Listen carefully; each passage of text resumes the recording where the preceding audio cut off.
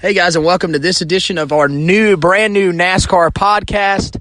Tight on entry, loose on exit. Going to jump right into it and talk about the Daytona 500 upcoming. And we'll start by introducing the man that had the idea for this great podcast. That's right. My man Tanner Cobb over here. That's right. Christian the legal name. Christian the legal I name. gotta go government name on this. There you go. Tony, I'm the host. Anthony. There we go. That's the legal name. And then we got Joshua. We got Joshua Dylan Marlowe right here, ladies and gentlemen. Ladies and gentlemen, we're going middle name on him.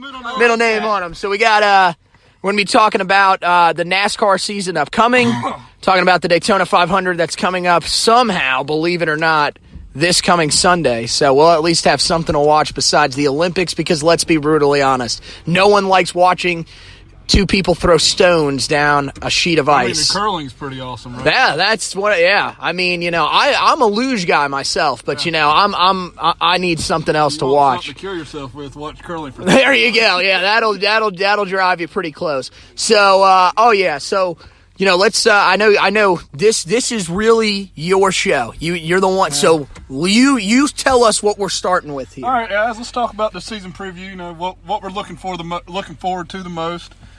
Yeah. And what do you think with the new Camaros coming in, and heck, just the dominant fashion. I know Martin Truex. I mean, it was kind of a boring season because he could have easily won 8 races last year. He could have easily won 15 races. Right. So I hope it's not going down that way again. But if anybody deserved to win it or win in that fashion, in my opinion, it was Martin Truex. Everything his girlfriend's been through. I mean, she's ovarian cancer, I believe. She's had it like 4 or 5 times. So I mean, it was kind of set up for a perfect year for NASCAR. Right. Kyle Busch still dominated, but it wasn't the normal Kyle Busch fashion either.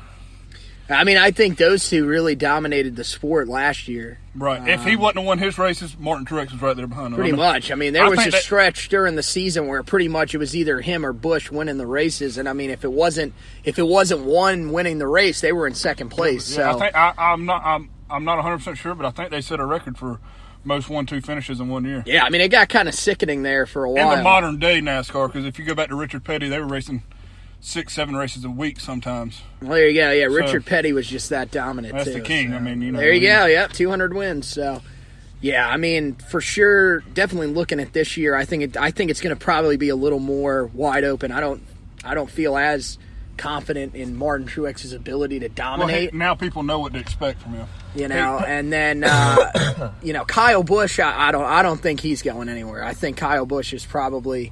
If we were looking at it right now, he's probably one of the betting favorites, going into this season to win, right.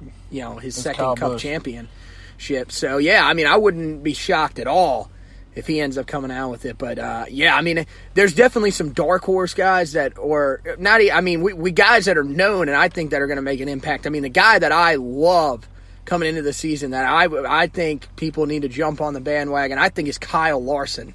Love Kyle Larson. I think he's going to be a great. I think he's going to have a sensational year. I really do. Because you got to think, there's 3 people, in my opinion, that got the sport on their back. Because you got them guys that we grew up with, like, all right, Dale Jr. retired. Right. Your personal favorite of all time, Jeff Gordon. He's out of the sport. Jimmy Johnson is. I mean, I don't see him having 2-3 more years. He's going to win an 8th title. I've probably. I've kind of accepted that, and it's fine because Jimmy Johnson. I mean, he's a hell of a person. If anybody deserves to beat Earnhardt, and you know how hard that is for me to say, beat Earnhardt's record, him and the King's record. It's him. So now you got Chase Elliott. The name says itself. Right. Elliott. I mean, and he's back in the 9, which I love. I absolutely love that he's back in the 9. Right. Which is the 24 team from last year. The 5 team is now the 24. Yeah, just a different number on the car. Yeah. All right, you got Kyle Larson. I mean, he proved last year what he could do if he could just get more consistent. He won 4 or 5 races last year. I mean, he just needs the consistency towards the end of the year. I mean, he ended the year on 3 out of 4 DNS. You can't have that to win a championship. Right. And then you got William Byron, Eric Jones, who hell, to me, he's saving the sport after what I saw him do last year, and just in the All-Star Open, with running through the grass to try to win. It messed him up, but I mean, to me, that proves that he wants it. And I love it. What you got to say, John?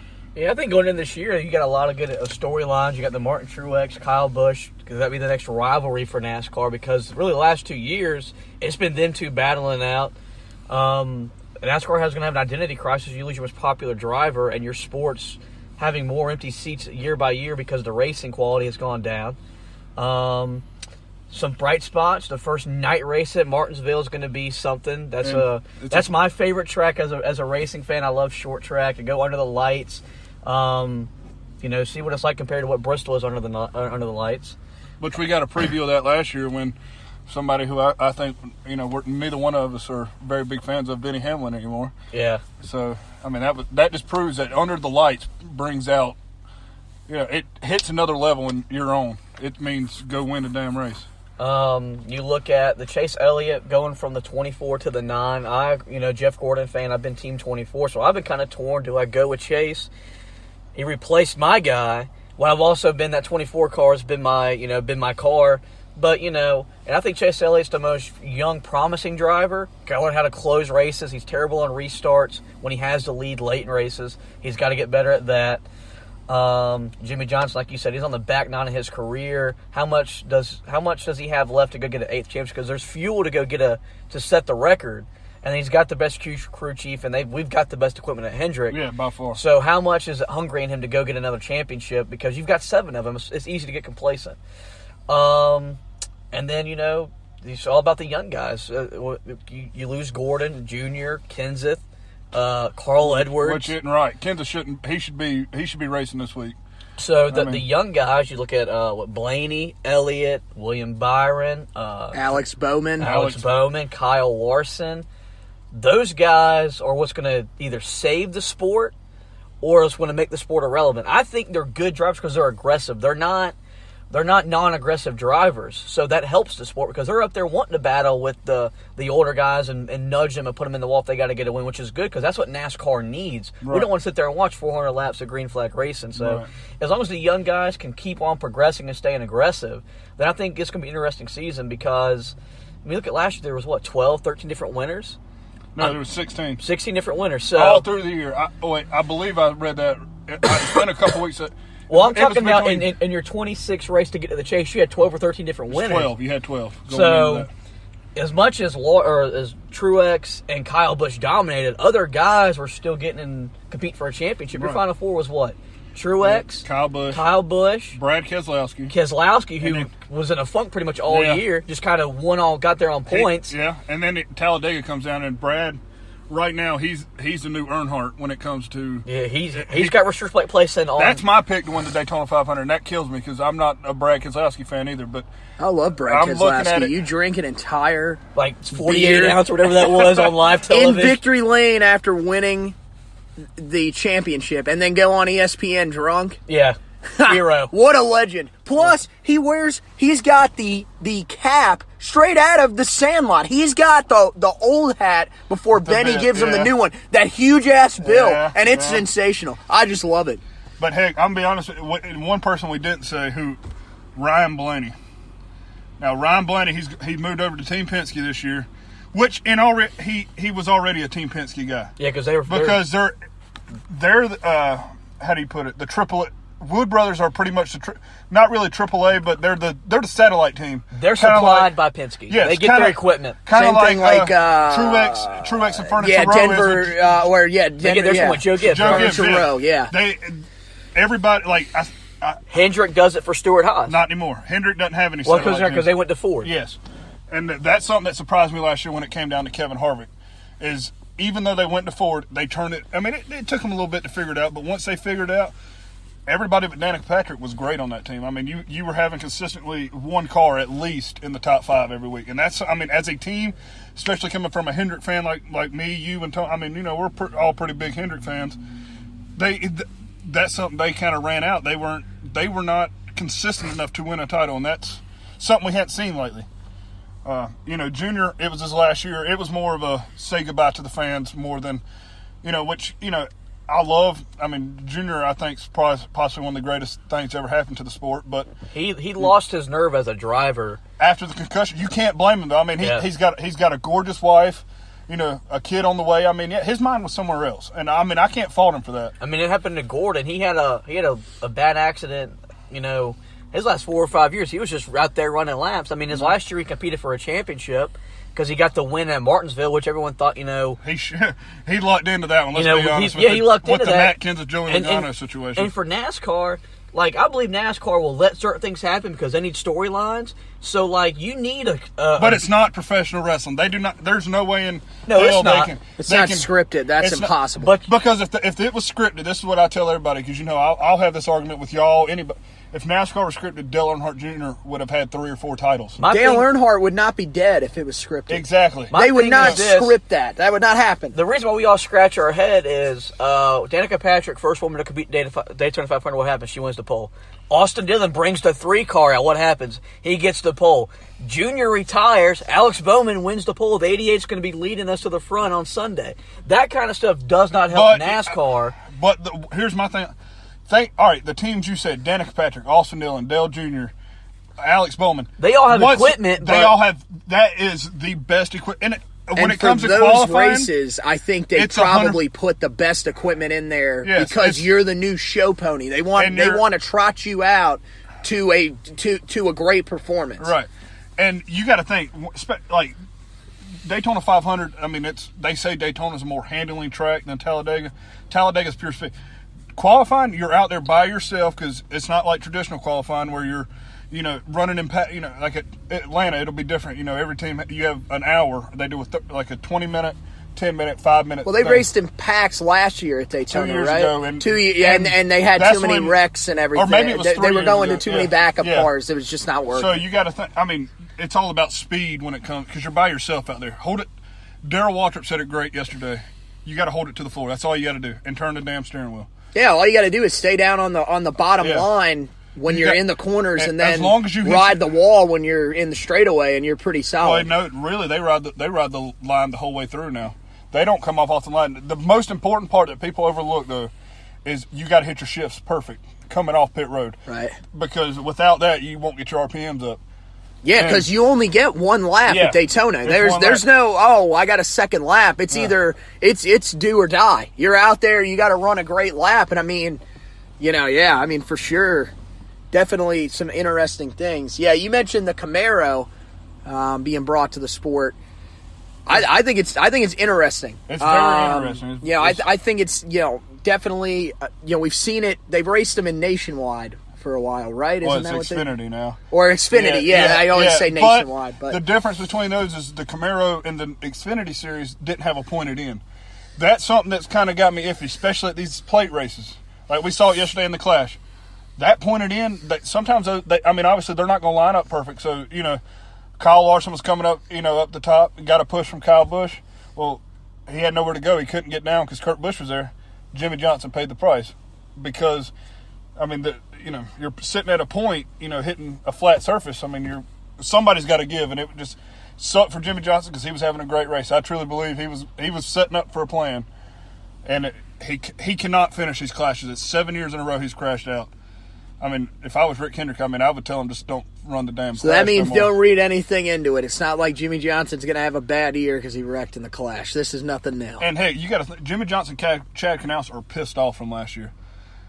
They had a horrible year by their standard. Hell, I would do anything to have a horrible year, win 3 races. Are you kidding me? We were just talking about Eric Almirola earlier. He would kill for that season, man. That would be a great season for him. Hey, if Eric Almirola could get 1 win, he'd be Dude, our favorite Twitter guy would love that season. Landon Cassill would be all over that, man. Landon would love that. Landon, get the man What a legend. What a legend, right? We're going to have to have him on one time. He will, and I am very, very confident he will come on this show. Yes. Yes. But, some of the other changes that we've seen, some guys in some new rides this year.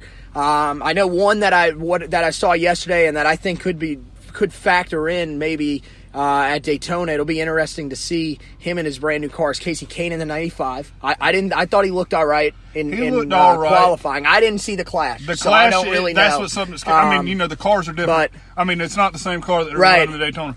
But at the start of the race, he dropped back, and he dropped back quick. That 95 team has never had the best equipment. They're RCR affiliated, from what I believe. So I know they got the engines and the speed that can get it done. But I mean, I like Casey Kane. I don't want to say this. You know, I'm not saying this to against him, but I don't think he's got it anymore. To be honest with you, he said he was miserable at Hendrick for the last 3 years, and I think that's going to take a while to. I mean, can you blame him, dude? They were. I'm not going to say they were forcing him out, but I think part of the reason why, I don't think it was anything to do with Hendrick or anything. It's when you look in your rearview mirror and you see guys like Alex Bowman and William Byron coming up coming up for your job. Yeah, I mean, clearly you're not going to be like, all right, this is awesome. You know, you're going to be like, no, there's no way, because you look at the other guys that are there. Well, Jeff Gordon, if he didn't want to go anywhere, he is not going anywhere. Yeah. Jimmy Johnson is sure as hell not going anywhere. Junior is the most popular racer in the sport. If he didn't want to retire, he'd have a ride till the day he dies. Yeah. I mean, so the odd man out, it's you, Casey Kane, and your contract was coming up. And then you had Chase Elliott there, and anybody that lets Chase Elliott walk, which Mr. Hendrick is not a stupid businessman, that would be the stupidest thing you could ever do. I mean, I don't know. Dude, I mean, it's so hard to differentiate between him and Byron because, man, dude, they're both really, really good. And I mean, Bowman's going to be solid too. I mean, yeah, that group is going to be crazy. When it comes to NASCAR, he is one of the true people that worked his way from the bottom.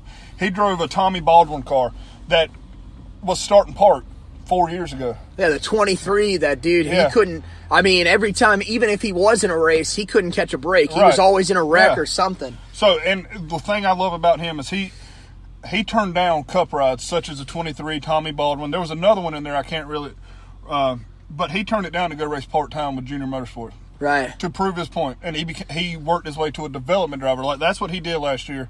He was at every race with Junior because, I mean, I think from the start they had him picked as like, all right, that's our guy. Right. Because Junior endorsed him. That's who Junior wanted to win. Because he almost won at Phoenix 2 years ago when Junior was out. Yeah. Which was something that was amazing. He was the one doing the tire test for Hendrick. And that new thing, the simulator thing that they're raving about, he was the one testing in the simulator for him. So, I mean, he knows what he's doing. He's one hell of a driver. I'm kind of like Josh when it comes to, all right, my man Junior retired. I don't know if I could pull for Alex. I won't pull against him, but I'm still in that limbo. I don't know who to pull for. I would like to think Bubba Wallace would do something. I think it's great for NASCAR that they're getting a little bit diversity in there. I met him; he's a great dude. He raced really well when he was in that car last year for a couple of races. When Eric Almirola? Yeah, when Almirola was out. One thing that I found really interesting is that they are actually moving to Chevy this year. Yeah. That actually, I mean, that shocks me. I don't know. I thought they would be, they were solid as a Ford, so it'll be interesting to see what they can do as a Chevy. With that is Ford was putting everything they had into Stewart-Haas and Penske. Yeah. That's the two main ones. Yeah. And Richard Petty, which in my opinion should never happen because he is the person that. He built the sport. Pretty much, yeah. I mean, you're right. Him and Dale Earnhardt put it on their back. That's the reason they have the 7 championships. They know what the hell they're doing. And, if I was Ford, he would be up there with, we can't let him go. But Chevy, I think, they gained a great driver with Bubba, who I think is still under contract with Ford, which blows my mind how that happened. Because Chris Buescher's like that. He races for JTD Geordie Racing in the 37 car, but he is still under contract with Roush. Roush owns his rights. So that's Chevy versus Ford. That's hard that's something to look at, which I think. That's two of the best right there. Throw Toyota, all of them. None of the manufacturers that they have in the sport now are pushovers. No. And what I heard the other day, man, listen to my Sirius XM all the time. My NASCAR radio is on every time you get in my car. Man, Dave Moody, man. That's right. They're talking about Dodge might be coming back. They have one more room for for one more manufacturer, and they're talking Dodge is in the works. I don't know if it's in the works, but I know they're talking big time with. Do you think that would actually work out, though, with them trying to come back into the sport? I think it could, but the problem, all right, you see like all this backlash you're getting from Toyota. This is America's sport. Right. This is an American sport, I should say. All right, Chevy and Ford, that's American. Toyota's not. And now Dodge, even though it was founded, it's not an American make anymore. It's Fiat. It's Italian. So that's something I see the pushback for. In my opinion, who I think they should bring in Honda. They're making it big. They're doing great in IndyCar. Bring Honda in. Could be an interesting thought. Maybe some big NASCAR guys are listening to this. I mean, hell, you never really know. Old Rick could be over there in his. I don't think he would ever leave. Office right off of Monroe Road down there in Charlotte, listening to it. Like, maybe we should think about that. You know, I said for years, you know, when Dodge went out, and I knew they need 4 manufacturers in. If Honda came in, Rick Hendrick's first dealership was a Honda. He has a very good relationship with Honda. So I mean, it would be weird seeing him leave, but I wouldn't put that past Rick Hendrick is to get them away from Chevy. Could definitely be interesting for sure.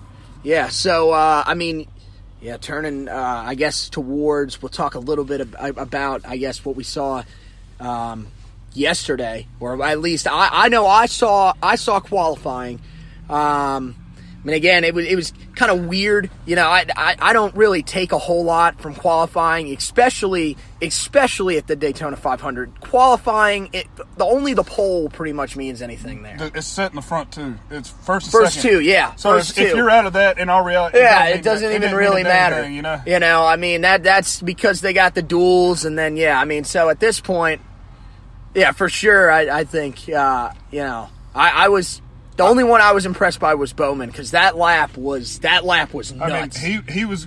I know it was in the first qualifying session. He was a mile and an hour quicker than anybody. Yeah, I mean, Jimmy Johnson laid down a great time, and Jeff Gordon was freaking out. Yeah, and then Alex Bowman follows right behind him, and just, I mean, it was like clockwork. I mean, by the backstretch, I think he was already almost like. He was half a second ahead of his time. That's ridiculous. I mean, he was killing it out there. Denny Hamlin laid down a great lap. Yeah. I think it was 47.1 or something. Or maybe, no, 45.1. Yeah, it was something like that.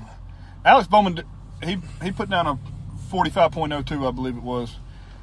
He would, you know, down the backstretch halfway, I think he was like 2.5 tenths faster than Denny Hamlin in session 2. And Denny Hamlin, I mean, that lap he put down was a miraculous lap. Yeah, and Alex Bowman was just like, whatever, man. Yeah, he's like, let me show you how this is easy. Yeah, right. I've learned from the greatest of all time, so let me just show you how. And then what? So in the second one, Bowman came out and won the pole. Yeah. And then did Hamlin? He finished second. Okay. So there we go. Nothing really changed. Yeah. Those are going to be your 2 guys, and then. The rest of the stuff will be decided in the duels. You watched some of the Clash last night, right? I know that. What did you see from there, and who are some of the guys that you took away? Some, or at least you said, okay, these guys may factor in. Brad Keselowski.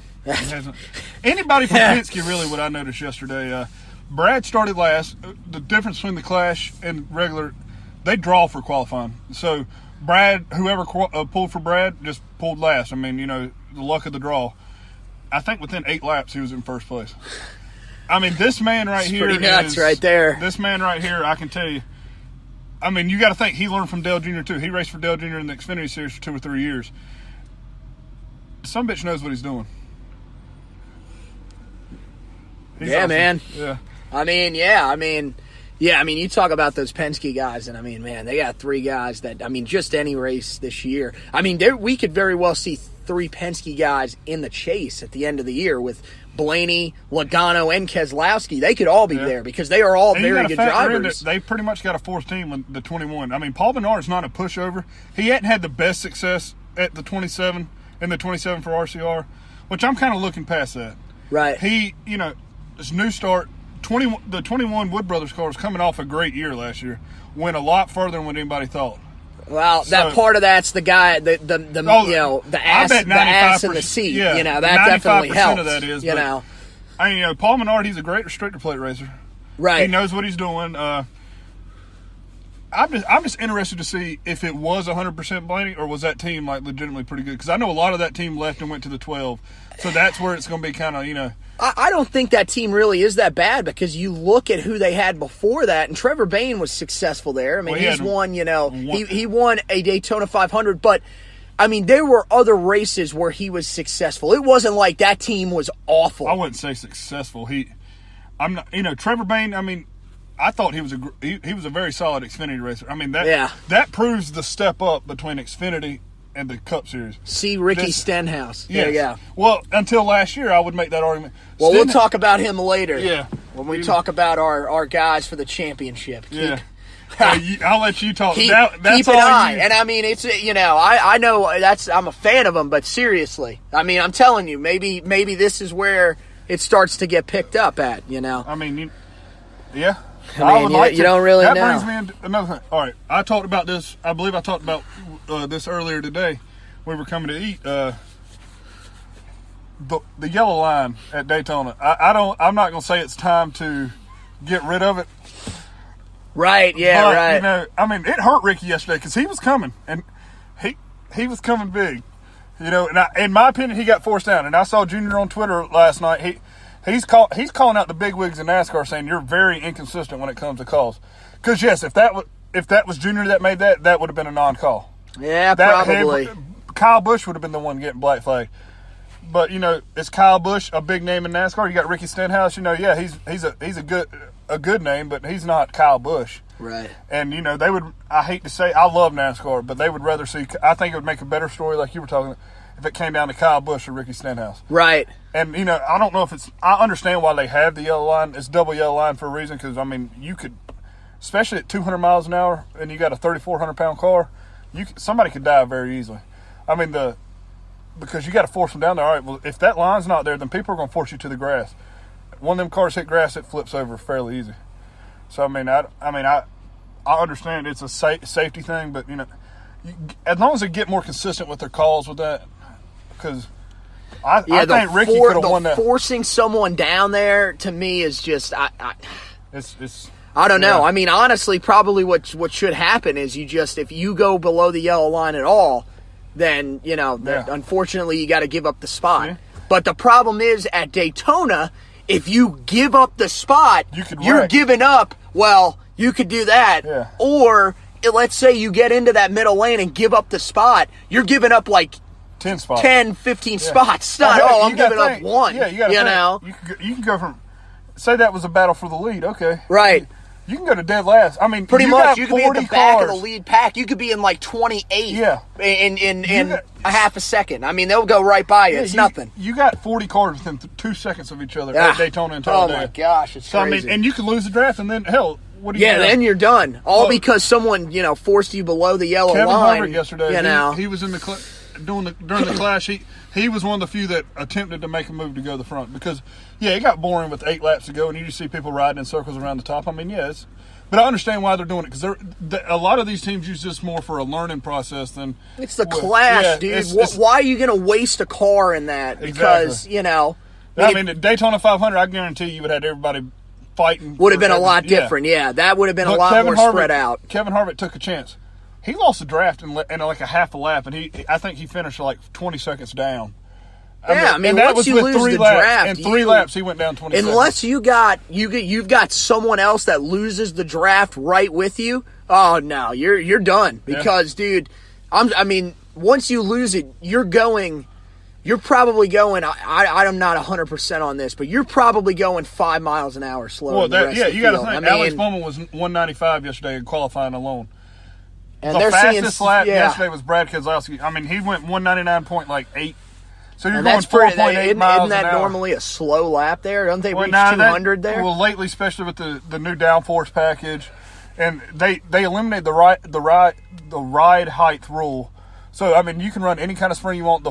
The cars yesterday were so close to the ground. I mean, I noticed that in qualifying. So, I was what in the world is this? I mean, these cars, and the spoiler's different. It's only, I think, 6 inches now.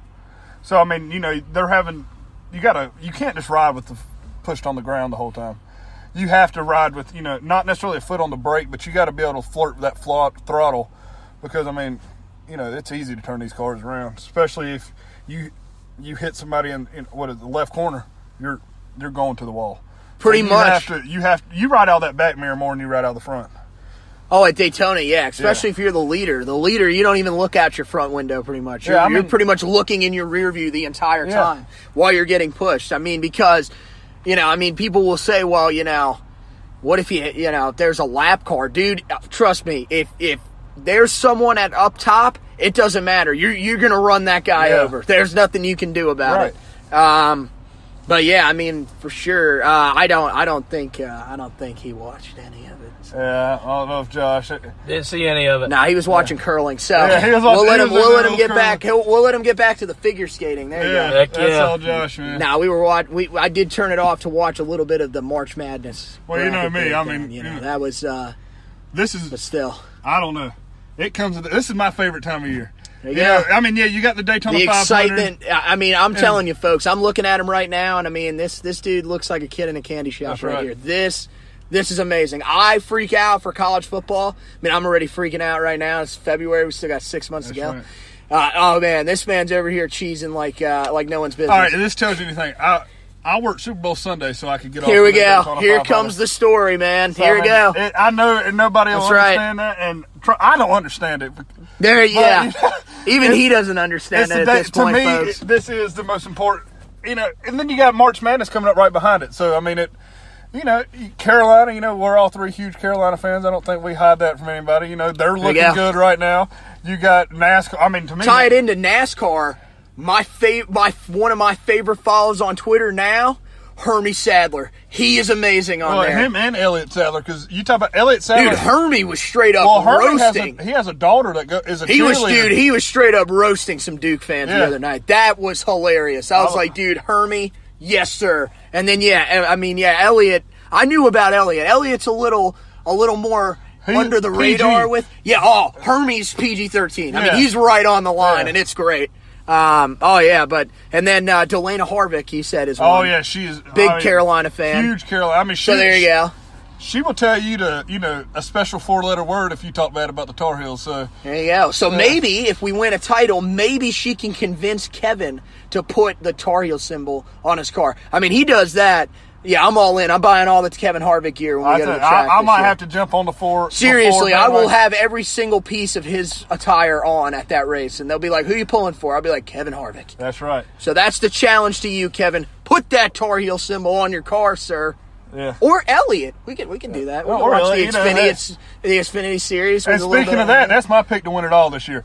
3 years in a row, it's finishing second. Elliott's going to win the Xfinity Series. That's right. So I wish he would come back up to the Cup Series. I'd like to see what he could do up there again, one more time, in a decent package. I think he's had some good equipment up there up top, but he's because if he broke back in, it'd be with Roush, who he's with Junior, but is he? Yeah, he races the number one main financial Camaro. Well, wasn't he with Roush one of those years? No, he was somewhere with Joe in Gibbs. there. He was with RCR first. He's been with so many teams, man. But he's found a spot at Junior, and obviously, I love it. He's the maturing person. He's the older person down there. He can tell these kids, because they got a lot of young kids down there too. I mean, it's him and Regan Smith. Isn't Regan or Justin Allgaier now? Okay, Justin. Yeah, so you got these guys down there that know what the hell they're doing to get up to the top. Now, they're not, they didn't make it necessarily. I mean, Elliott won 3 races, I believe, up in the Cup Series. He wasn't a bad racer. No. He never had the equipment up, in the Cup Series. He was with Wood Brothers. Ray Evernham. He was with Ray Evernham. Yeah. He raced the 19 Best Buy car. But at that time, I mean, their main focus went to Case Kane, because they were trying to keep him in the 9 car, and they lost out on him. I mean, so, he's found a spot where he needs to be. I believe his skill set fits the Xfinity Series, and I'm excited to see what he can do this year. I mean, that's the guy I'm going for. And something I'm excited for is John Hunter Nemechek. He's moving up from the Cup.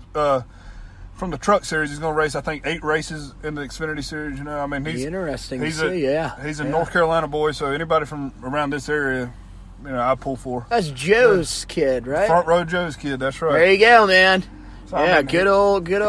And this kid is good. He's the one I'm saying, saying, right? Yeah, don't you have the Burton boy in there? Yeah, he's racing. He's going to race for Kyle Busch for the good part of the year in Truck Series. Oh God. But I mean, with the talent they got coming up from the Truck Series, I mean, John Hunter Nemechek, he races the 8 Chevrolet in trucks.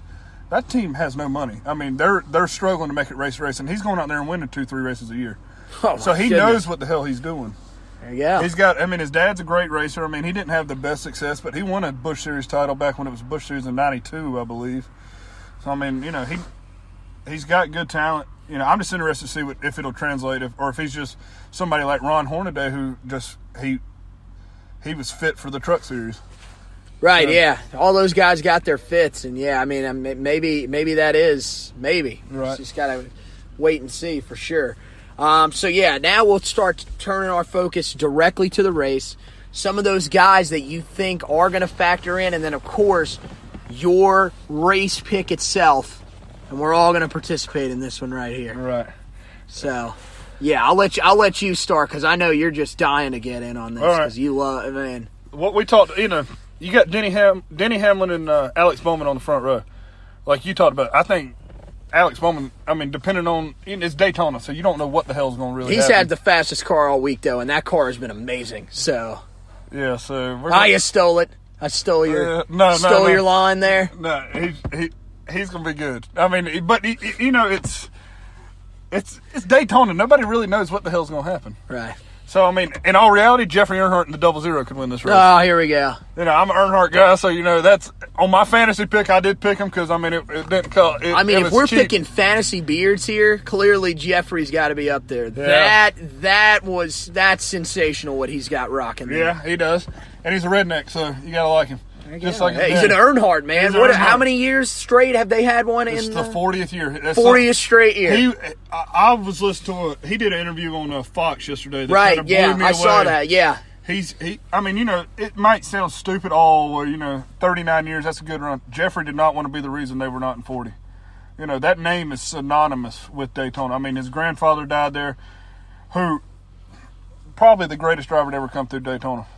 His uncle, I mean, heck, you could put a run in top 2 or 3 greatest drivers ever come through Daytona because you got Tony Stewart in there. Tony Stewart, he won everything at Daytona but the Daytona 500.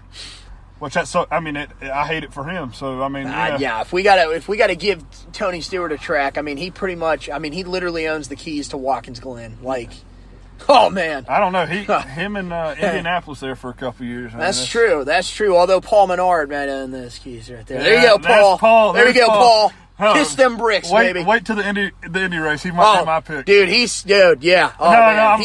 He's kicking rear and taking names. Lately you get Kyle Busch, man. That's Indy. That's Kyle Busch. Why you got to ruin this? I know. I'm sorry, but I got to be the realist. Oh, but when it comes down to all right, so let's get back to Daytona. Yeah, right. We're getting off track. When you talk Daytona, I mean, I want to see the '88 win. That's where my heart wants to pick him.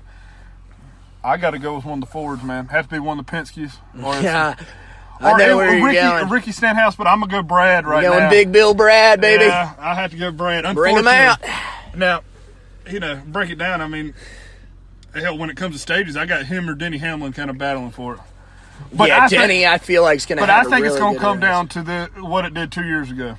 It's going to come down to the manufacturers working with each other. If them Toyota, all 7 or 8 of them Toyotas get together, it's over. It's going to come down to a Toyota. Yeah, I mean, it's probably what's going to happen is it's going to be Denny and Kyle most of the night. So those guys, but see, this is the thing. Like we mentioned earlier, Penske's got 3 guys that can really drive. And I mean, you'll have Paul Menard in there that's going to be working with them as well. Then you got Stuart Haas. I mean, Stuart Haas, I mean, Penske's number 1 on Ford's priority list. Right. I mean, yeah, they're number 2, but they got 4 very quality drivers that can go out there and win at Daytona. Eric Almirola has 1 win, but it was a Coke 0400 in Daytona. I mean, he knows what he's doing. He knows how to draft. It's a restrictor plate race. Yeah, I mean, and he's got enough driving talent. And then Kurt Busch won it last year. Yeah, unfortunately. So who that knows? Killed me. I mean, I felt like Daytona 500 last year was a waste, but he could factor in again this year. I mean, he's really not that bad of a race. He's kind of one of those guys that flies under the radar. No one talks about him, but you look at. He's got some consistent results. Oh yeah, Kurt. He's possibly he's top 5 best restrictor plate racer. He just does not have. He's never won one until the Daytona 500. He's never won a race there. So, it doesn't help when the lights. It's too dark at Talladega and you get rolled. I mean, that doesn't help. That doesn't help causes. Yeah. There you go. So we're gonna have. I'm interested to see. Kurt Busch, if he wins it again, I heard an interview he did yesterday on XM Radio that he wants to all right, it's time to back up what he did last year. He doesn't want last year to be the fluke. Oh, well, Kurt Busch, that gives him all the confidence in the world. I mean, I think he could very easily do it again because he's in one of the best equipment in NASCAR. Right. I mean, you look at some of the other guys that could factor in. I mean, talking like the main teams. I mean, clearly Hendrick's going to have all their guys near the front, I feel like, for most of the race. Gibbs is going to have most of their guys near the front. Penske. And then, I mean, you're looking at, like, guys that I think, like, from Roush, Stenhouse is there because he's a very good restrictor plate racer. There's no denying that. I think he's a great racer in general, but his talent's really might have taken him some time to adjust to the higher level. Maybe now he's finally starting to round himself into that type of racer that we saw in the Xfinity. I'm gonna say this: series. I honestly think him and Danica breaking up could be the best thing for his career because he doesn't have to worry about running into his girlfriend. Yeah, that's all right. He got a guy that's only got one ring there, Ricky. You got two in the Xfinity series. Right. Who's winning that one right there? Ricky Stenhouse. That's right, baby. That's but right. I honestly think that played into the fact. All right, because you got to notice when he raced around her, he was a lot more. He didn't race her like. It didn't look like he did. He was like, all right, I can't run in. Are you kidding? What, are you going to wreck her? Bro, you wreck her. Look, man, Ricky did not want to have to climb in that RV after taking her out. Let's be real here. Yeah, so he was like, look here.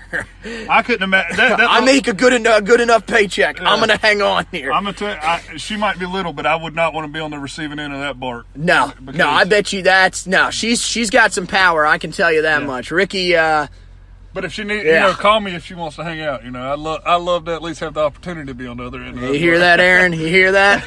You hear that? Yeah. That's right. I know. Yeah, we got one guy on the show that doesn't like Aaron Rodgers. This guy. That's Josh Marlowe right here. Let's not get started. Do you want to say something about Aaron Rodgers? No, I'm good. We're trying to be G-rated on here. Nothing to say about that, man. There we go. Okay, ladies and gentlemen, he's gonna keep it. He's gonna keep it positive for the children. That's right. That's a good job by him. But let's get your take on that though. Keep it PG. What do you think of Danica? Dating Aaron Rodgers. She could definitely upgrade. I mean, get a guy that wins big time games. I don't think Tom Brady's available though. Giselle would be angry. Nick Foles, you heard of him. This is true, right? But I think he's married. I think I saw him with his wife and his kid. It could be Eli's side chick. He owns Tom, so there you go. 2 times. There you go. 2 times. The NFC owns Tom Brady. Let's just get that down set. He's Hey, we could also help Junior. We could help Junior's team out. Hey, Alex Smith might need a new wife. When, who knows? Maybe his wife out in Kansas City. Let's be honest. Coming back. Junior might be buying the Panthers, so we're not going to say his new. That's a challenge to Chris Kroger of Primetime at WFNZ. Please find out whether or not he's buying it. We have learned that in person, Kevin Harvick is not buying the team. Yeah, so thanks, Kevin, for clearing that up. We were taking bets, but unfortunately, it's not going to be Kevin Harvick. But I think, honestly, going back to the offseason real quick. Right.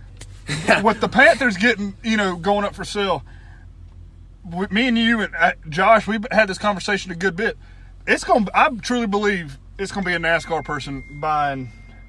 Could be, yeah, but could be Bruton joining in. I think Bruton, he's the pride of Oakburg, North Carolina. There you go. I love him. He's ruined your sport. Josh doesn't like the mile and a half, so I happen to love him. So we're on opposite. I don't like the amount of mile and a half. I don't like the amount in there, but he's trying to change that somewhat. Yeah, so we've convinced him to change one of the racetracks to a road course, a roval. Oh, I like that one. Yeah. Is that an official name for the track? I think they hate it, but that's what I've been hearing. That's what they call the roval. The roval. So that's something I know. Me and Tony are going to it this year. We're not missing that. We will be sitting there the entire race. Yeah, with beers in us, just yelling "Roval" the entire time. And I'm looking forward to the 600, man. I'm not missing the 600. That's the greatest weekend of racing of the year. So I'm pumped for this road course race. You're going to throw another wild card race into this chase. Oh, let's be honest. That's going to be interesting, man. Well, when it comes time for that, now I'm going to be all over the AJ Allmendinger train because. That's the road king right now. Dude, they got to bring back Boris Said for that race. He retired. Boris Said, bring him in. Thank God he retired. Or, I don't know who was Ron Fellows. Ron Fellows. Bring out the Ron Fellows, man. Yes, sir. One of my favorite. I just love saying him, Patrick Carpentier. Carpentier. Yeah, I loved him. He loves Martinville You hot remember dogs. the one year he raced in the 10 car? Yeah, that's the year he fell in love with Martinville hot dogs. It doesn't matter. Yeah, there you go. Nothing. No, I mean, it doesn't matter. Like, Eric, I'm sorry to say, no one is ever going to own that 10 car like Scott Riggs owned that 10 car. So let's be brutally honest. Let's be honest. Scott Riggs missed the Daytona 500, so that's something that Eric, come roll it. Go do your thing. Win the Daytona 500 so that can become your number. There you go. I mean, yeah. I don't think you're going to do it. Scott Riggs the man now. Scott Riggs. There you go. Hey. There you go, man. It was a Dodge, though, so I'm not a big fan of it. Even though I drive a Dodge, but that's besides the point. You drive a woman's Jeep, so let's be real. Yeah, I can't argue He looks like a soccer mom, ladies and gentlemen. He's going to drive it to the track. That's going to be sensational. We've learned from last year. There's room for coolers back there, though, so it don't matter. You remember what happened last time? We're Ubering. This is true. Yeah. Well, we weren't in bad shape. Don't let it fool you, folks. It also helped that it decided to rain that night, so we were there till like 2 a.m. So yeah, we were sobered up pretty nice. Yeah, pretty nice. So, let's get your opinion. All right, back on the subject. What do you think is going with the Daytona? Who's your pick, and what do you think is going to happen? I think you're going to see a Penske car win it. I think the stage racing will keep them competitive, where they're going to run for the 200 laps, whatever the race is, instead of them just kind of sitting in the back, just waiting until the 20 laps they're going to start running. But I think Penske is going to, the Keselowski. Or Logano's probably going to get the win. Hamlin's always good there, or in recent memory, he's been pretty good. I think Hendrick's going to have a tough showing. I think Bowman will run up front. Chase Elliott's pretty good at restrictor plate racing, but he can never close the deal. Jimmy Johnson. You don't know how hard that is for him to say. I've never seen this man get. He'll probably finish second, folks. Yeah, that's what he'll probably do. You just get under Josh's skin, then we might have he'll be first coming into turn number 4, and then someone will pass him there. Then we might have to have a rated R show the next day if he comes in second again, because this man is. He's gonna put something. I'm tired of losing races. It's a hand or a foot. So it's choice. It's like losing football games to Aaron Rodgers, basketball games to Duke. Tired of losing races. To Kyle Busch. Oh yeah, that's pretty much who beats him. It's either Kyle Busch or Martin Truex. Yeah, for me, it's gonna be a Penske car. Keselowski right now has got restrictor plate racing, on, locked in on him. So that'd probably be my favorite. If I had to pick a dark horse, God, I don't know, maybe. I really don't even think about taking my dark horse. I really don't know. Maybe I will. Maybe Clint Boyer slides up in there out of nowhere. That's a very solid. I always think, dude, Clint Boyer is the most under the radar racer ever. We didn't even mention him in Stewart Haas, and he might be their best driver. I heard this interview he did the other day. If he wins the Daytona 500, if you have a yacht down in Daytona, move it, because he is still in a yacht, and he's having a party for 6 days until they get to Atlanta, because the man said he's going to go buck wild, and all the power to you. Sorry, Ricky, I've suddenly changed my affiliation. Clint Boyer is now my new favorite driver. Yeah. So what a legend. I'm just kidding. I still love you, Ricky. Let's go. Yeah, now, okay, so my favorite to win it. All right, I think you've heard him say it about 5 times. It's Alex Bowman, man. Oh, he threw a curveball. Under the radar. Under the radar. No, it's not Ricky. He'll be there, but he's not going to win it, I don't think. I figured he would have said Ricky. No, it's not. I think it's Alex Bowman. He has been extremely fast, and I'm telling you, what would be a better way for Hendrick to debut their new driver than for him to come out and win that race? He's probably, in my opinion, he's probably going to have the best package out of any of those Hendrick cars in that race. Seriously, if it's anything like what we saw, so far this week, he's in good shape. I agree. The stage winners, I think early, I think the first 2 stages, I think they will both be won by Gibbs drivers. I think it's going to be Busch and Hamlin that are going to be up there near the top.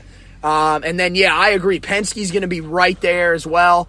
And, you can roll if you want to. I may have to. All right, man. Yeah, you can take off. Josh, say bye to all our friends.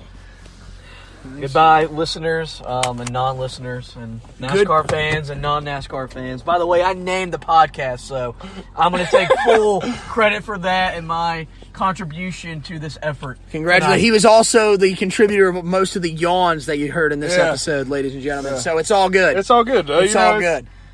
Tanner, fun. Anthony. All right, brother. Fun. See you next week. All right, buddy. Us three. All right, buddy. No matter what, we love each other. I love we might think Daytona week, man. Let's go. All right, good thing he's gone. Yeah, okay. Yeah, But no, seriously. I love Bowman a ton. And yeah, my dark horse, no one took him. David Reagan. Right, you never count out David Reagan at Daytona. You're welcome. Let me just say that. You're welcome. Because I had to pick him in my fantasy, so you had to agree with me. So, I didn't pick him as a dark horse. But you don't think I wasn't thinking that? Come on, dude. It's David Reagan. Yeah, you're right. At Daytona, David Reagan's always there. It doesn't matter. And David Gilliland. The Davids. Oh, man. He's in that, for NASCAR, that 92, so it's going to be rough. Let's hope it's not David Reagan what's his name? Gilliland.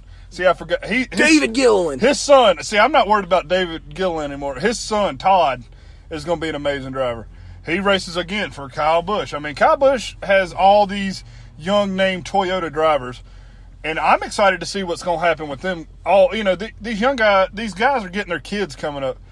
Yeah, let's just see what's going to happen. Dude, these kids are better than their dads at racing. Ryan Blaney. His dad, Dave, never had the top-notch equipment like you. He raced 1 year with RCR. Right. So, that's the difference I'm looking at when it comes to Ryan. Ryan is possibly in the best equipment in NASCAR. It's up there, man. Penske's equipment is amazing. And, I think he's got the best-looking car out there now. You can pick it out from anywhere. It's a bright yellow Menards car, which I love. Don't ask me what Menards is because I just seen it a long time. I have no clue what Menards does. You know what it reminds me of? It reminds me of the Nerds candy. The Nerds. I don't know why, but it does. That car is amazing, though. Yeah, they're getting back to when they used to race with the the Penske actually on the car, right? The bright yellow they used to race with, or I'm not. I forget what the name of it was, but it's like excuse me, Penske rental trucks. Yeah, he owns a truck rental company, right? And that's kind of similar. I used to love that car. It's bright, it stands out. Yeah. If you're going to go out there and stop, that's what Danica's going to do. She might not be all that successful, but you're going to know where Danica's car is every minute of the race. You cannot badmouth what she has done for this sport. She's, easily the most successful female driver. And I know people will sit there and say, well, how many successful female drivers are there? There's been two. Okay. If you want to get down to it, there's been two. And here I go. I had her name in my head. I can't think of it right now. She raced I think it was like 1979. Okay, not the one I was thinking of. Who are you thinking? Jennifer Jo Cobb. No. Jennifer Jo Cobb. She's a truck driver. She doesn't.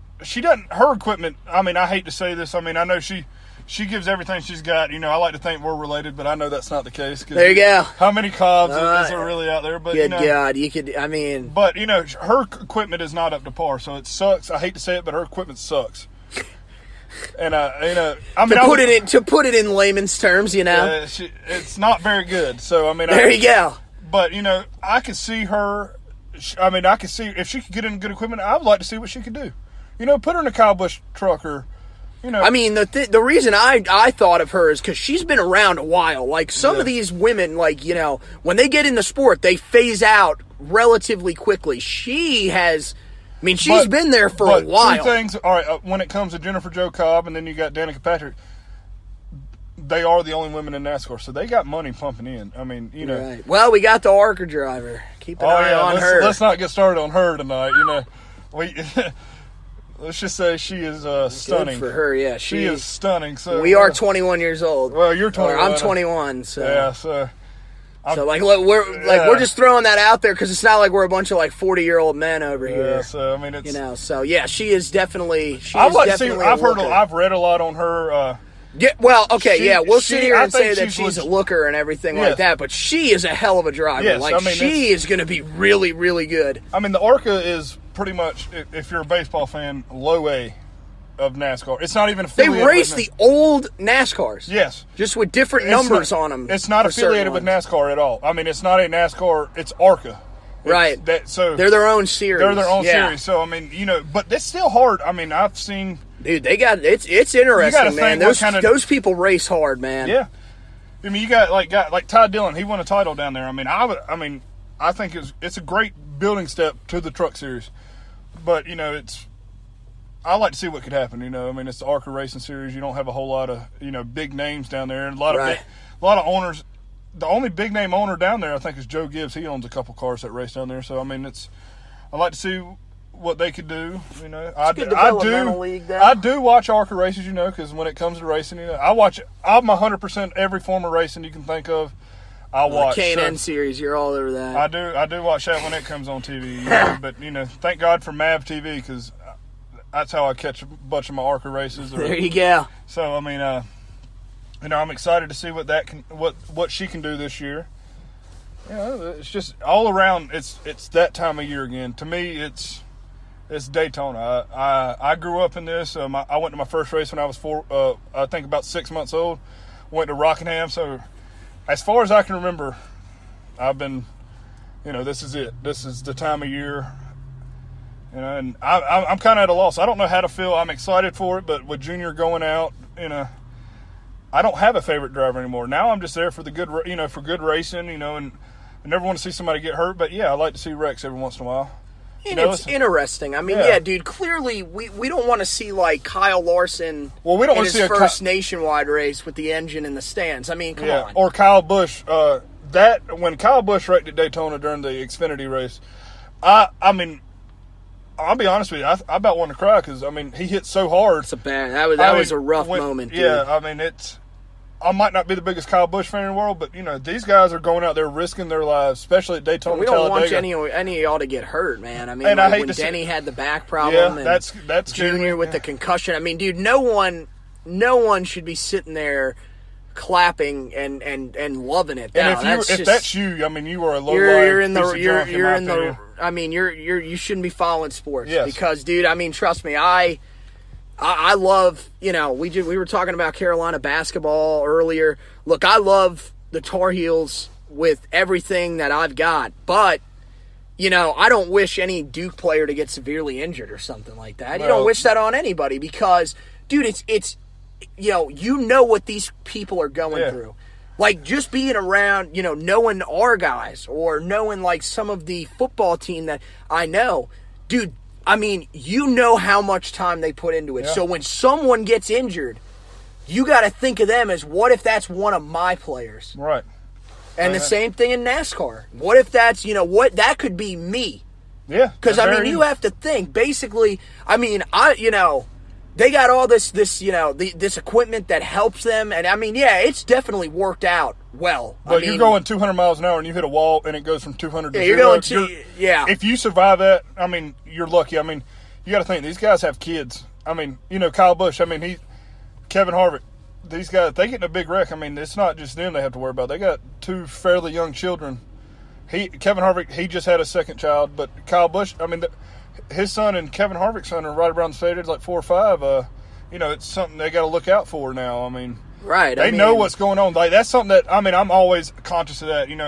A child should never have to grow up without a father. So I mean, yeah. I don't want to. I know he wasn't a child, but I mean, you can just ask Dale Jr. I mean, oh gosh, man, the pressure. It's not easy, I couldn't imagine being him because the pressure that he got. I think he was like 25, 26 when that happened. I mean. He had the sport put on his back. And I think he did an amazing job to win 26 races. And that was the best thing about NASCAR. Yeah. I mean, you can say all you want, and I know last year when we were at the track, there were a lot of people, mostly Kyle Busch fans, that were like, yeah, we hate Junior. But, man, when that happened to Senior, man, the sport rallied around him. Yeah. And, I mean, there was no one that was like, we are not pulling for Junior. Everyone was like, look, man, if anyone deserves to win a race, it's Junior. Yeah. And but NASCAR's come a long way in that aspect, too. I mean, the safety precautions have been great. The safer barrier is without Senior dying, if he wouldn't have died okay, that would have been somebody else. And, you know, if it wasn't a big name like Dale Sr., okay, we don't know what would have been, you know, the Hans device. Without Sr. dying, there ain't no telling how many broken necks we'd have. Right. You know, I remember, especially here in Charlotte, a couple people died at a couple practices. You know, you got to think coming off that turn, you're pushing 170 by the time you get off that turn. I mean, you hit a wall, again, going that fast is nothing. I mean, your body might stop, but your organs don't, and it, you know, kills people. I mean, nothing happened after they died. I hate to say it, you know, but, you know, it was coming. I could see it coming. It's going to need somebody big. It was going to need somebody big name such as Dale Earnhardt, or, you know, for that to happen. Unfortunately, that saved our sport too. It developed the car tomorrow, which people don't really like to talk about, because I've heard a lot of drivers say that's probably the worst car in the world there was ever to drive. But that was the step that was needed to get to where the car is today. Right. So unfortunately, you know, you had to go through that period. And look, man, there is I don't think there's any driver, fan, you know, crew chief. There is no one in the sport that liked the car tomorrow. That was. I hated the look of it. I mean, oh my gosh, that was drove awful. me crazy. But like Tony said, it brought the cars, because the cars are going away from more of a stock car to just a race car. Right. It's brought the car tomorrow, brought them into the stock car. It's back to a stock car. The cars you can drive, you know, on the road are obviously they're different, but at least they look the same. I mean, hell, if you got a Hans device and everything in your car, I mean, good for you. I mean, if you want to be that protective going 55 miles an hour, I've seen some people on 485 that probably have some of those. I've seen you drive. I wish I had a Hans device a couple times. I don't need that. In the car. I don't need that. But, you know. That's right. But I'm a grandpa driver. I drive a mom car. I drive like a grandpa. I'm in no rush to ever go anywhere. Yeah, no, I take the Ricky Bobby mindset. If you ain't first, you're last. That's right. That's right, man. Yeah, if you got, you know, don't get in the car with him if you don't want whiplash. That's all I got to say. We're Magic Man and El Diablo. So there you go. There you go, man. That's right. Yeah. And that is from the Ricky Bobby movie. We understand that is copyrighted. Yes. We are very we are not meaning to offend anybody on this podcast.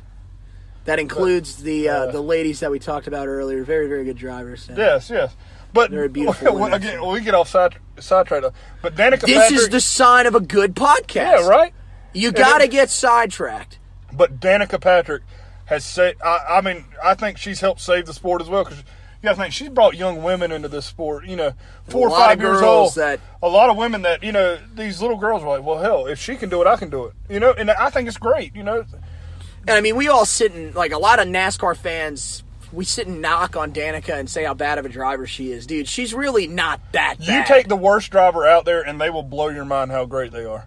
Yeah. It's just, I mean, you know, sometimes NASCAR is not the stuff, I mean, it's not what is made for you. I mean, I loved her in IndyCar. I thought she was great in IndyCar. She about won the Indy 500. And we'll have a chance to see her there hopefully later this year. You know, she can get a ride. Yeah, she's got a sponsor. GoDaddy's going to that's right. Yeah. If she can get a ride, which, I mean, let's be real here. There's someone that's going to have to break down and give her a ride. Worst comes to worst, Richard Petty might try to go out there and qualify with her again, because a couple years ago, him and John Andretti tried to get, you know, Richard Petty became an IndyCar owner, so that was... Right.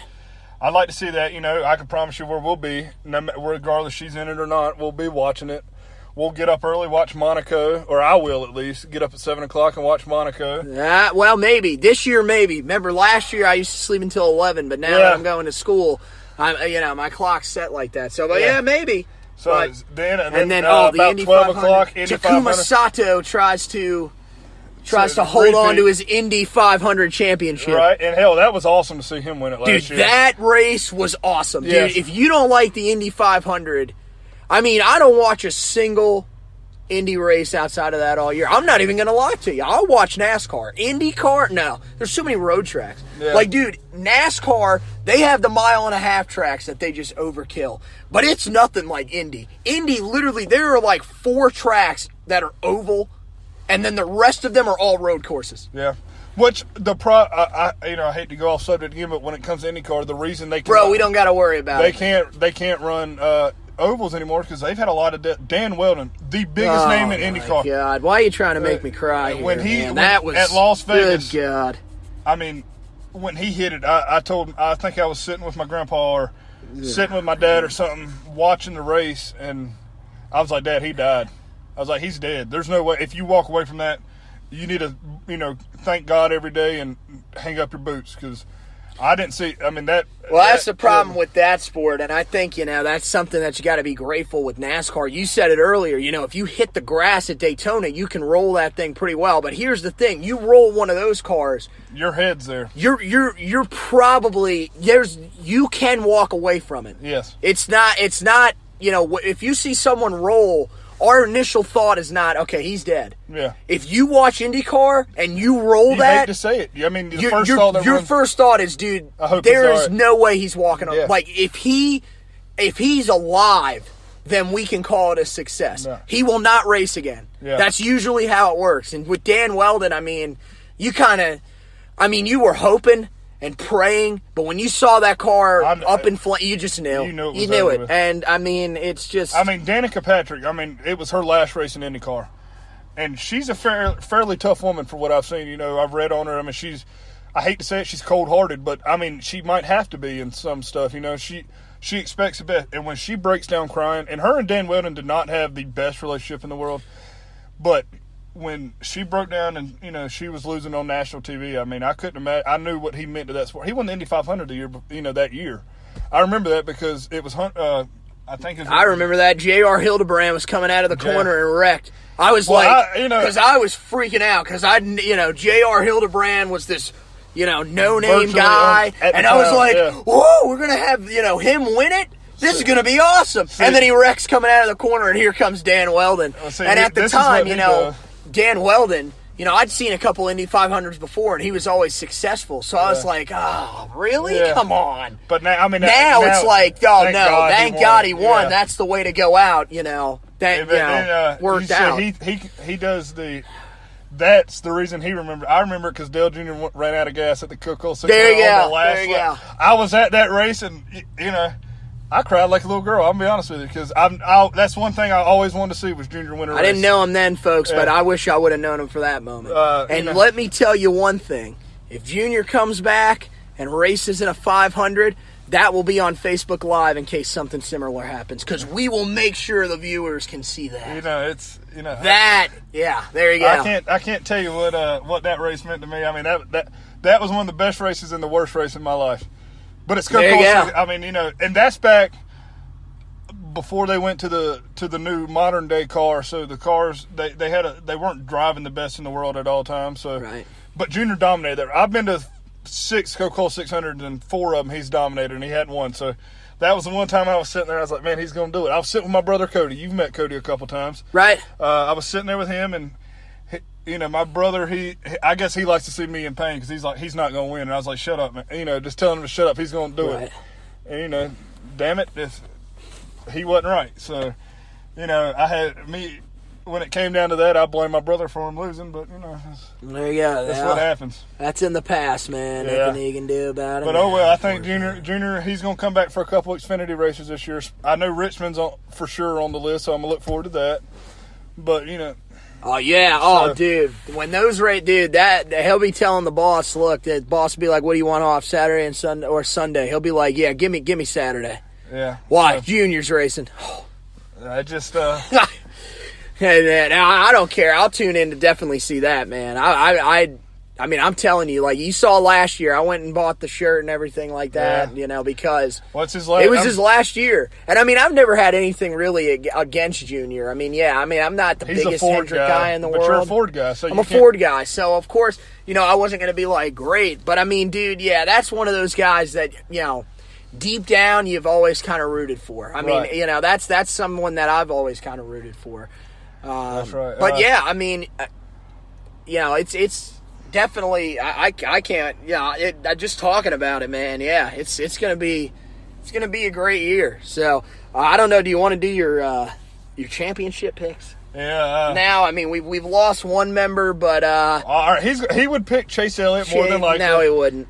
All right, maybe he would. But even though Chase Elliott should have success, I'm gonna go ahead and call it. But there we go. There you go. I need to add sound effects. That was terrible. But I'm going to be honest with you. I think Chase is going to win 2 races this year.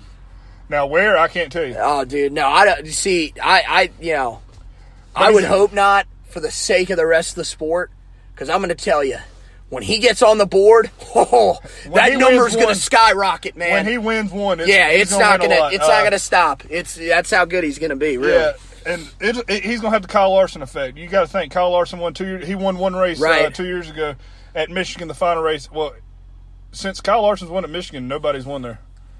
He's the king of the 2 mile track right now. What? Hey, to be fair, Greg Biffle is no longer racing. That is a very valid point. Greg Biffle owns that track, okay? Yeah. Michigan is Greg Biffle's home. He lives there. Pretty sure he's, seriously, I think he parks an RV in the and just, he's like, this is my safe space. That's right. There you go, man. And when it comes to Michigan, all manufacturers want to, well, Chevy and Ford want to win there, because I think it's an hour, maybe 2 from Detroit, obviously, where, a lot of pride in that everything. race, yeah. And, especially with Chevy, I'm a Chevy guy, especially to see Chevy win there. If Junior couldn't win, obviously I'm going to pull for Chevy. So, it was awesome to see him win. But, again, Greg Biffle's not there, so, Greg, man, that was his track, dude. I'm telling you.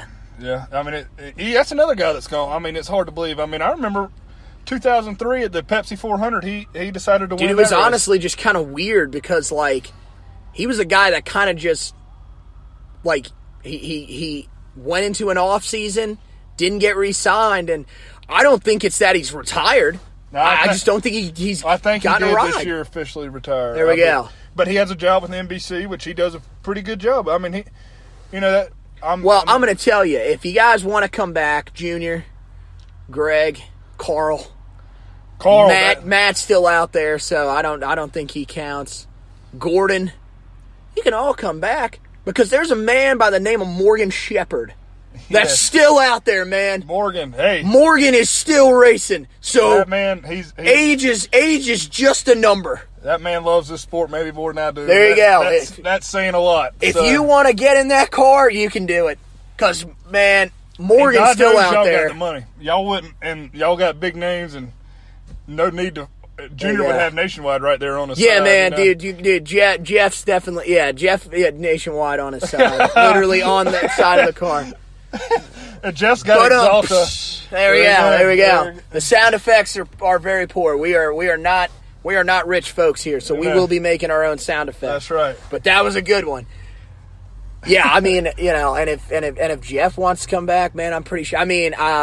Does Byron have? Does he have DuPont on his car this year? It's Exalta now. It's Exalta, that's right. But he's got the same paint scheme now. They brought back the Jeff Gordon, because Exalta, it's not. I think Liberty University is going to be his primary sponsor, because he is a sophomore at Liberty University right now. There you go.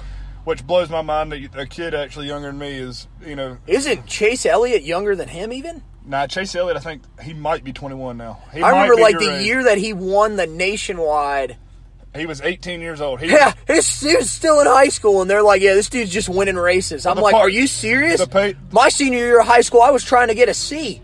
That's right. Hey, you know my dad. Come on. I went to a beloved school we call the Redneck School around here, and if we Piedmont High School, shout out to Chris Kroger. That's right. So if you be, I might everybody makes fun of me, but I squeak through. Who's making fun of you here? You do all the time. You make fun of me. You giving me a bad rep up in here. Tell you what, I went to Union Academy. At least I went to a legitimate school, so it works out.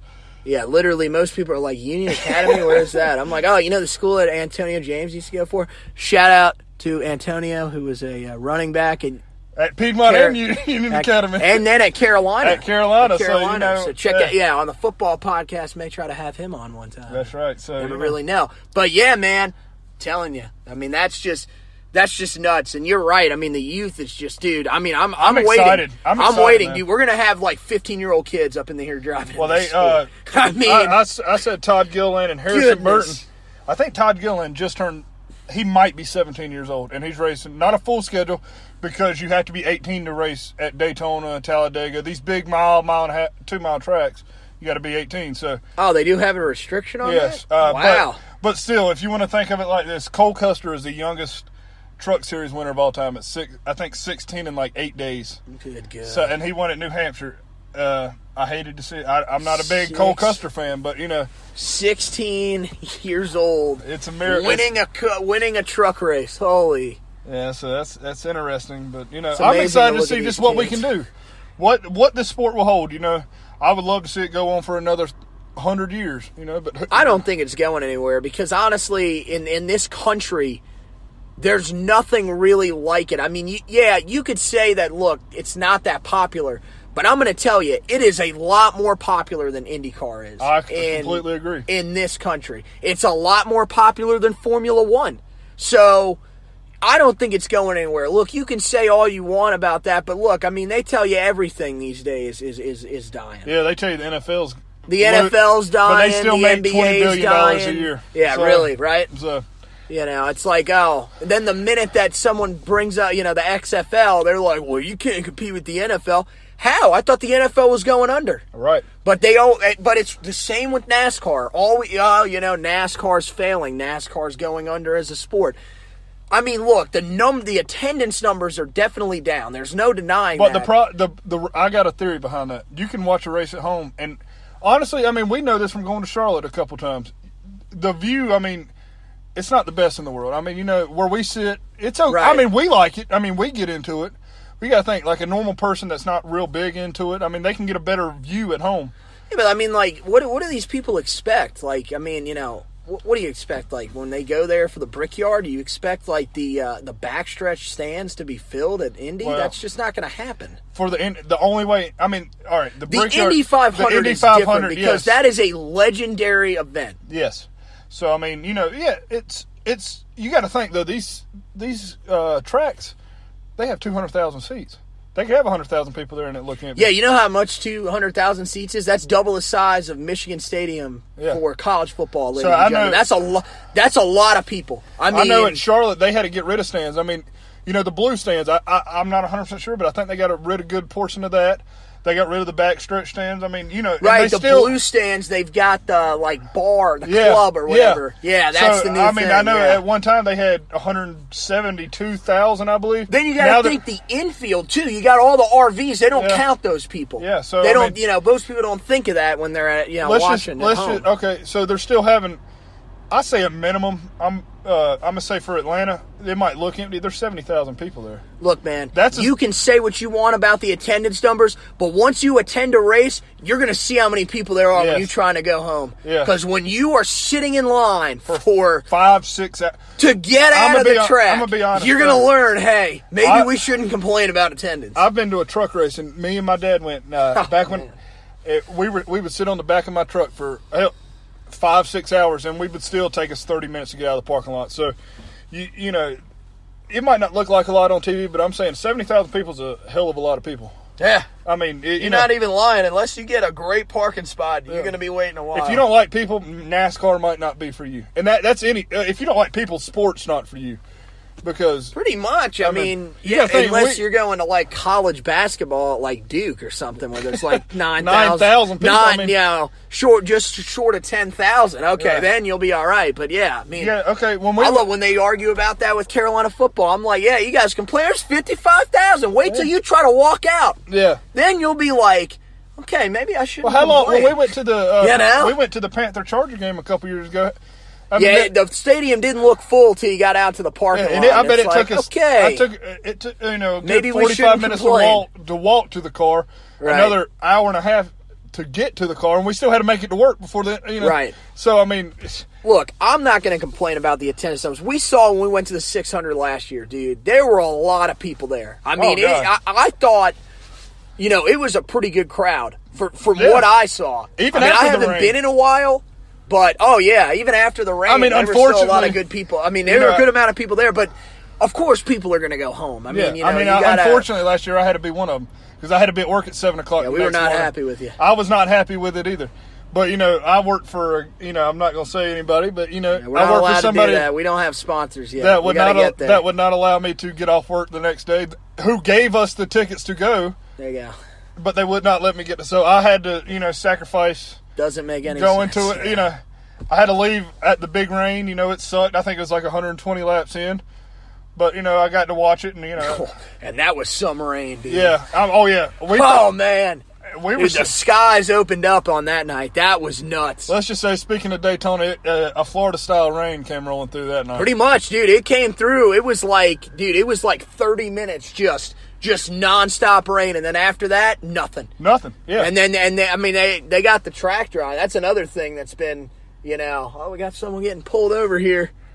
Oh, man. Taco Bell, there we go. There we go. Beautiful. Going a little too fast. We're talking NASCAR. You can't drive like it's NASCAR, ladies and gentlemen. That's right. Don't do that, because the cops, especially down here in Union County, these cops do not like fat speeders.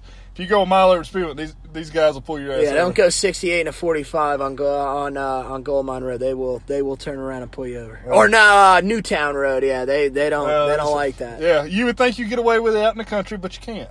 Yeah. So, I tried putting the sticker with the number on the side of the car, but apparently apparently the North Carolina symbol doesn't count as a number. Yeah, so unfortunately, they pulled me over. It's all good. It's all but yeah, we were trying to talk about championship picks, and then we just went on I forgot. I complete forgot. tangent. This podcast is a complete train wreck of brilliance. But we're learning. This is well, you've learned. I'm learning.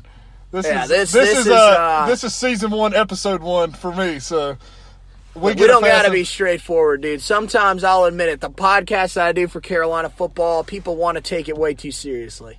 Well, no one knows how to take a joke. I'm like, dude, That's you right. gotta be funny if you want to have a great podcast. And we might not be funny to you, but we make ourselves laugh. So I guess there'll be someone that'll laugh at this. I'm gonna send it to Junior, so he'll probably laugh. Yeah, let's get it, man. I mean, hell, I love him. Yeah. We're talking NASCAR, so he might listen too. Oh, and Landon Cassill. We got to give him a preview of what we're going to be bringing him into. Yeah, that's right. That's right. Potentially, maybe Matt DiBenedetto too. He's a good one. He's a good one on Twitter. That's a good one. You got Landon Cassill, Matt DiBenedetto. Way to pronounce it right there. Yeah, make sure the correct pronunciation, ladies and gentlemen. You got him. I mean, hell, Junior. Trust me, the man's got like 5 or 6 million followers. He ain't going to give us the time. Yeah, but still, either way. Let's be real honest. You got to have him, So, it's interesting. Championship, it's hard because Martin Truex, if I'm going off last year, it's easily Martin Truex, Kyle Busch. I mean, it's going to come down to one.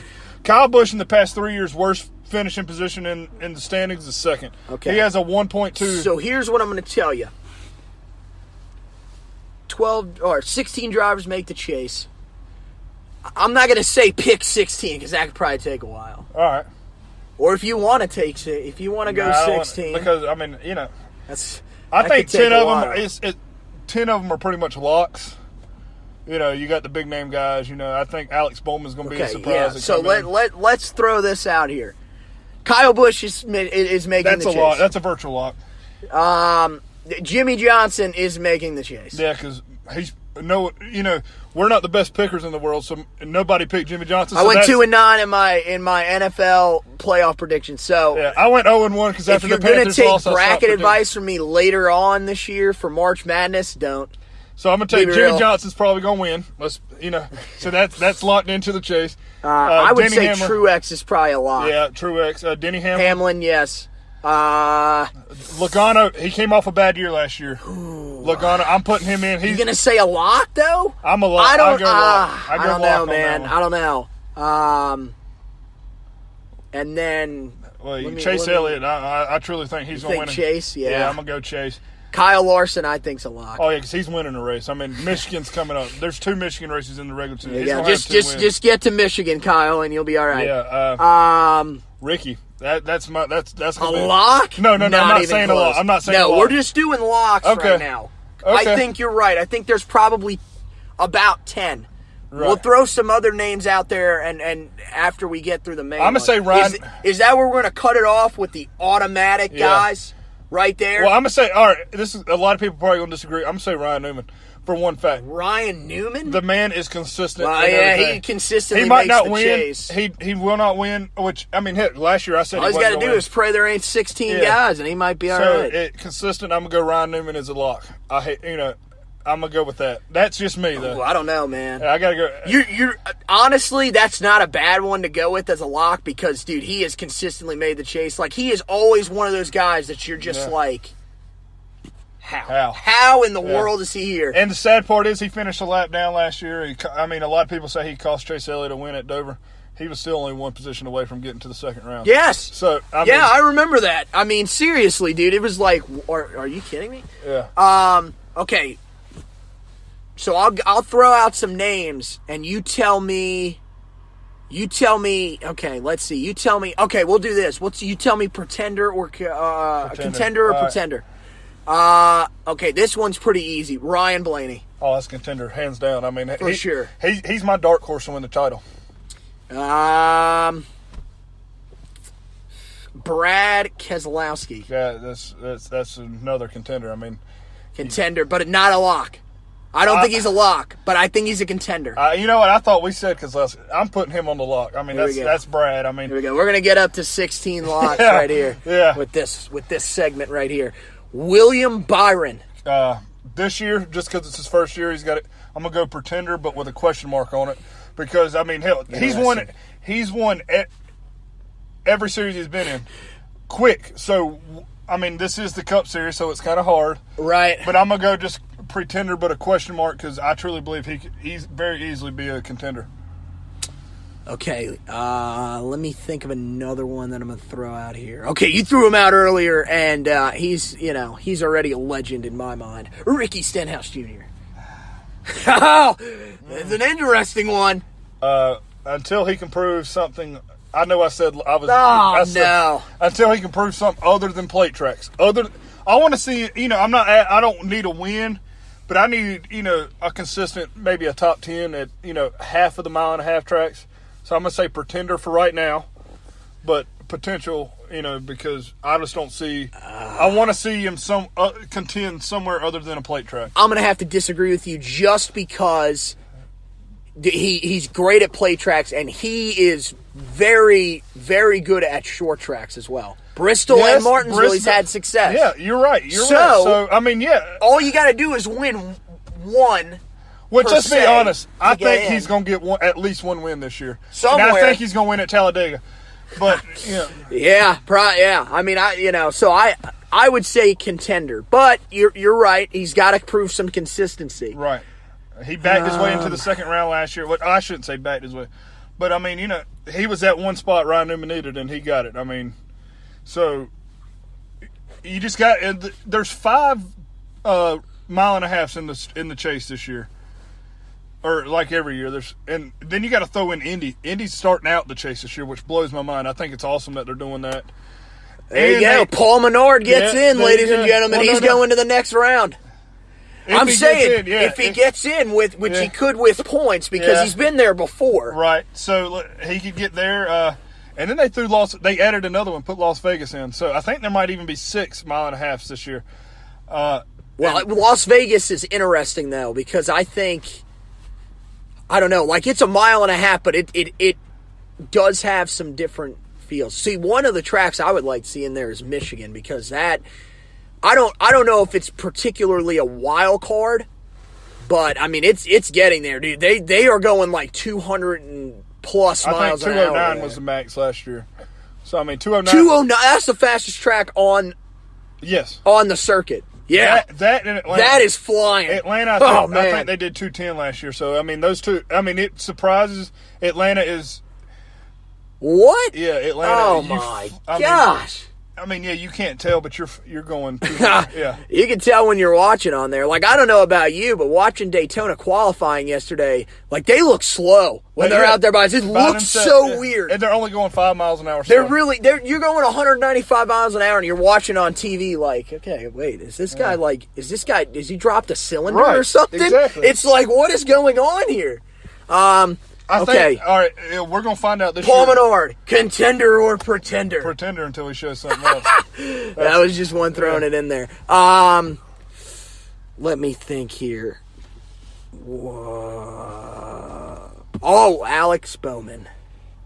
Ooh, that's a really good That's one. a good one because then my fandom's going to come in on this one. Oh, here we go. That's definitely a contender. That's then. a contender. Contender based on fandom, but yeah, no. He's a young guy, hadn't really proven a whole lot.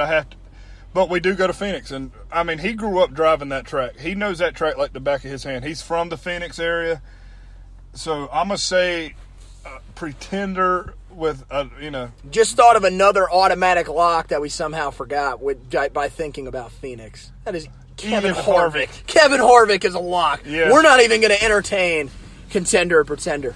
How about this one? One of the guys that is definitely someone to keep an eye on at Daytona, Jamie McMurray, contender or pretender? Okay, hell, I'm gonna go contender because I mean he doesn't win. He has 7 wins, I think, in like 17 years, which it's. Dude, I would love that. You pay me that much money and I got 7 career wins. I remember. Give me that. I remember his first win like it was yesterday. I mean, it's hard to believe he was filling in second race of his career. So I'm gonna go contender just because, again, like you said, he is possibly I ain't gonna say the best because Brad Keselowski's out. He's top 2 or 3 best restrictor plate racers out there. But then again, the thing I want to think, this track at Daytona this week, we will not find out how good the Chevys are until we get to Atlanta. Because, I mean, the aero, and you're right. It's a wild card-ish race. I mean, when I think of the wild card race, it's Talladega. I mean, they're like Daytona.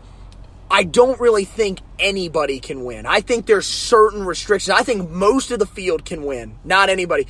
Talladega, no. If you're on the track, if you're in that lead pack late, you got a shot. You at least got a shot. 2000, Dale Earnhardt, I think, went from 20th, 18th, 20th to first in 2 laps and won the race. Hey, David Reagan and David Gilliland did. Yeah, they were in 10th, I believe, with taking the white flag. Legends, 11th. man. He was in 11th because I was on YouTube the other day watching the most unbelievable wins in NASCAR history, and there you go.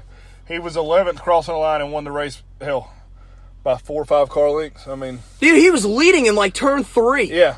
So I mean, it's amazing. Yeah, if you can hook up with the right partner, and you got to have somebody that can dedicate them. Like, a teammate. Okay, with these these low front row motorsports. Hell, if BK Racing could get somebody in that 23 car and happen to field a second car, which they're not even. Are they racing in? They're racing in the 500. Is that Greg Gaulding? Greg Gaulding. That's Greg Gaulding. They have one car, so they were not risking it. Is he gonna race? What happened with his qualifying? Do we have any? They have one car, so he wouldn't go out. So I'm thinking that they're just going to park it at the dual race. To be honest with you.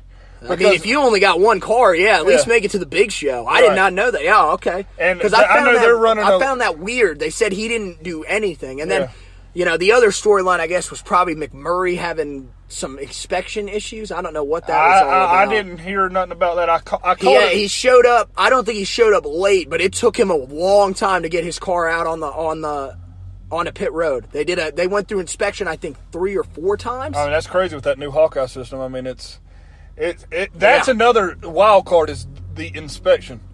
Because, a lot of these big teams, Hendrick Motorsports, Roush Fenway, Joe Gibbs, it sounds like a lot to us, but to them, $800,000 is nothing. That's how much this inspection thing costs. Yeah, I wish I could just throw out $800,000 So, like I mean, they got brand new ones. I mean, it's amazing. And it's all computerized. It's a laser, from what I'm hearing. I believe I heard that right, that it's a laser just telling you what's off in the car. So there ain't no telling what's going to happen anymore. Right.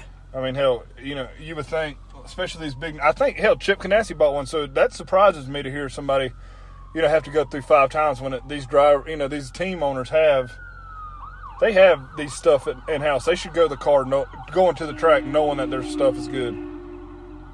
Right. Yeah. I mean, for sure. I mean, these guys. Yeah, they definitely should be rolling up. So I mean, that's a crew chief problem, in my opinion. Not. Well, see, look, the money isn't the issue. I think the points is where it's going to kill you because how many points do they deduct now with the new? I think it's like 25. Yeah, I mean, if you don't think that's big in the way the system is now, 25 points, dude, that's a massive difference. I mean, you get a point per position now. Yeah. And an extra point if you lead the most laps. So say Jamie McMurray goes out there and leads 101 laps. Okay, so that's 27 points. I mean, that's like him finishing 23rd. he wins the race, but in reality, points-wise, 20. There you go. Yeah, that's how it is, man, and that's a problem. Especially that's why you've got to show up with your car ready to go. It can't be, we got to go through inspection this many times. Look, qualifying, he's probably going to be all right, but come race day, you better not even think about having that much trouble going through inspection. No, you have that. These guys that are crew chiefs are so smart. I hate to, I'm not saying. Yeah, dude. If you have a problem going through this, especially with an in-house inspection, you have to question somebody's job. Like, what the hell are you doing, man? Right. Like, we have that. We know before we go to this track that this is going to work. We're good. Don't mess with the dang car. Exactly. If stuff happens on track, during practice, okay, that's one thing. But you cannot, especially, if these little teams that don't have it, that's one thing. But these big names, the four big names, you do not need. I would call for somebody's job if that was the case. Could. You definitely could. Because then you're messing with, you got to think, like Chip Ganassi, you're messing with my money at that point. Right. Yeah, that man don't need no more money, but, you got to think, he's got, I think he owns cars in like 4 or 5 different series that he has to field. Right. Don't, that's stupid. All right, any other dark horses to win a race this year? Because we've gone through the contenders and pretenders, and those are most of the main guys, unless I'll throw one last one out there. Trevor Bayne. He's a pretender. He has not showed me nothing since 2011 Daytona 500. He's been there. He's been like 20th or 19th. Yeah. He hovers around that line to get in. Honestly, I think he's the 20th best driver out there. He does probably. Yeah. But this is on Trevor Bayne. I wanted to touch on this earlier. If I was Roush, I would consider taking Trevor Bayne out of that car. And since you got Chris Buescher under contract, I'd bring Chris Buescher over. I think Chris Buescher is a very underrated driver. Another underrated Twitter follower. Yes. Chris Buescher, very good. If we can get, I feel like if we could have these guys in person, which we do live in the Charlotte area, so we could probably line this up one day. If we could get DeBenedetto, Cassill, and Buescher in the same room, that would probably be the most legendary show ever. Right. That would be sensational. We wouldn't even have to talk. We could just sit there. Yeah, we might just laugh our asses off the whole time. Probably, yeah. Well, maybe we can line that up when we go to the 600. Yeah, hell. Or the All-Star race. The All-Star race is probably a little bit less pressure. Let's be honest. We're at Charlotte, so I'm going to be going to every Charlotte-based track, probably Darlington, and I'm going to try to make it up to Martinsville this year. So under the lights, yeah, you got to make it up. Oh, I know we've been talking about that since we've heard about it. So that's something I would definitely love to do. So I think we'll have plenty of opportunities. It just comes down to how hard we work and try to do it. I would love to have the opportunity just to speak with somebody who does this for a living. Oh yeah, I feel like NASCAR drivers will be a lot easier to get in touch with. I've tried to get in touch with guys from, for Carolina football, and it's pretty tough. I think part of it's college and everything like that. So it's not going to be like, snap of a finger, we got a guy. I could definitely try to work some stuff, and definitely the fact that we've got these guys close around here, like we can actually do like some in-person stuff if we really want to. So, yeah. And I think that might be a reason why, I love this sport so much because, it was founded at Daytona Beach. But, anytime I get the niche to go see something, I'm 20, 25 minutes max from going to a race shop. I can go see how these cars are built. Right. If you've never been to race shops, man, I recommend Rick Hendrick, Roush Fenway. And number one above all is RCR. If you've never been to RCR, it's in Winston, North Carolina, which is about an hour and a half from here. You got to go. It's you can go to just about any of them. Yeah, there's one. You can't. If you want to make that hike, that's up to you. That's a long drive. Sorry, Martin. That's a hike, brother. I love you, dude. That's a long drive, man. I hate to say it. Unless I'm out there with my girlfriend, I'm not going. That's a long, dude. She's from there, so that works out. We couldn't make a trip out there. And, I would love to go, but until Yeah, I mean, dude, if we got to take a road trip out there, look, man, I like you. I don't like you that much. Right. I don't like you a day and a half trip. No. That's it's a lot, man. That's a lot of money too. Yeah, I couldn't imagine. I mean, if one of these guys are willing to sponsor us, it will just take a small fee of $800,000. I mean, Joe, you got it, Joe Gibbs. Hey, I'm Rick, honest with you. Rick, you gonna get us a chance? I'll take $1,000. Roush, he'll do. Come on, Jack. I know you want to help a poor man out. That's right, man. We're struggling over here. Yeah, we're not even gonna ask like Tommy Baldwin. Hey, I'll take. We know Tommy. We know Tommy's trying to save up for his own team. Dude, Richard, come on, the king. He can sponsor us. Chip Ganassi, come on, man. We could be your number 2 driver. I mean. Well, yeah. Jamie's got 2-3 years left in him. You need a replacement. Right, yeah, we're here.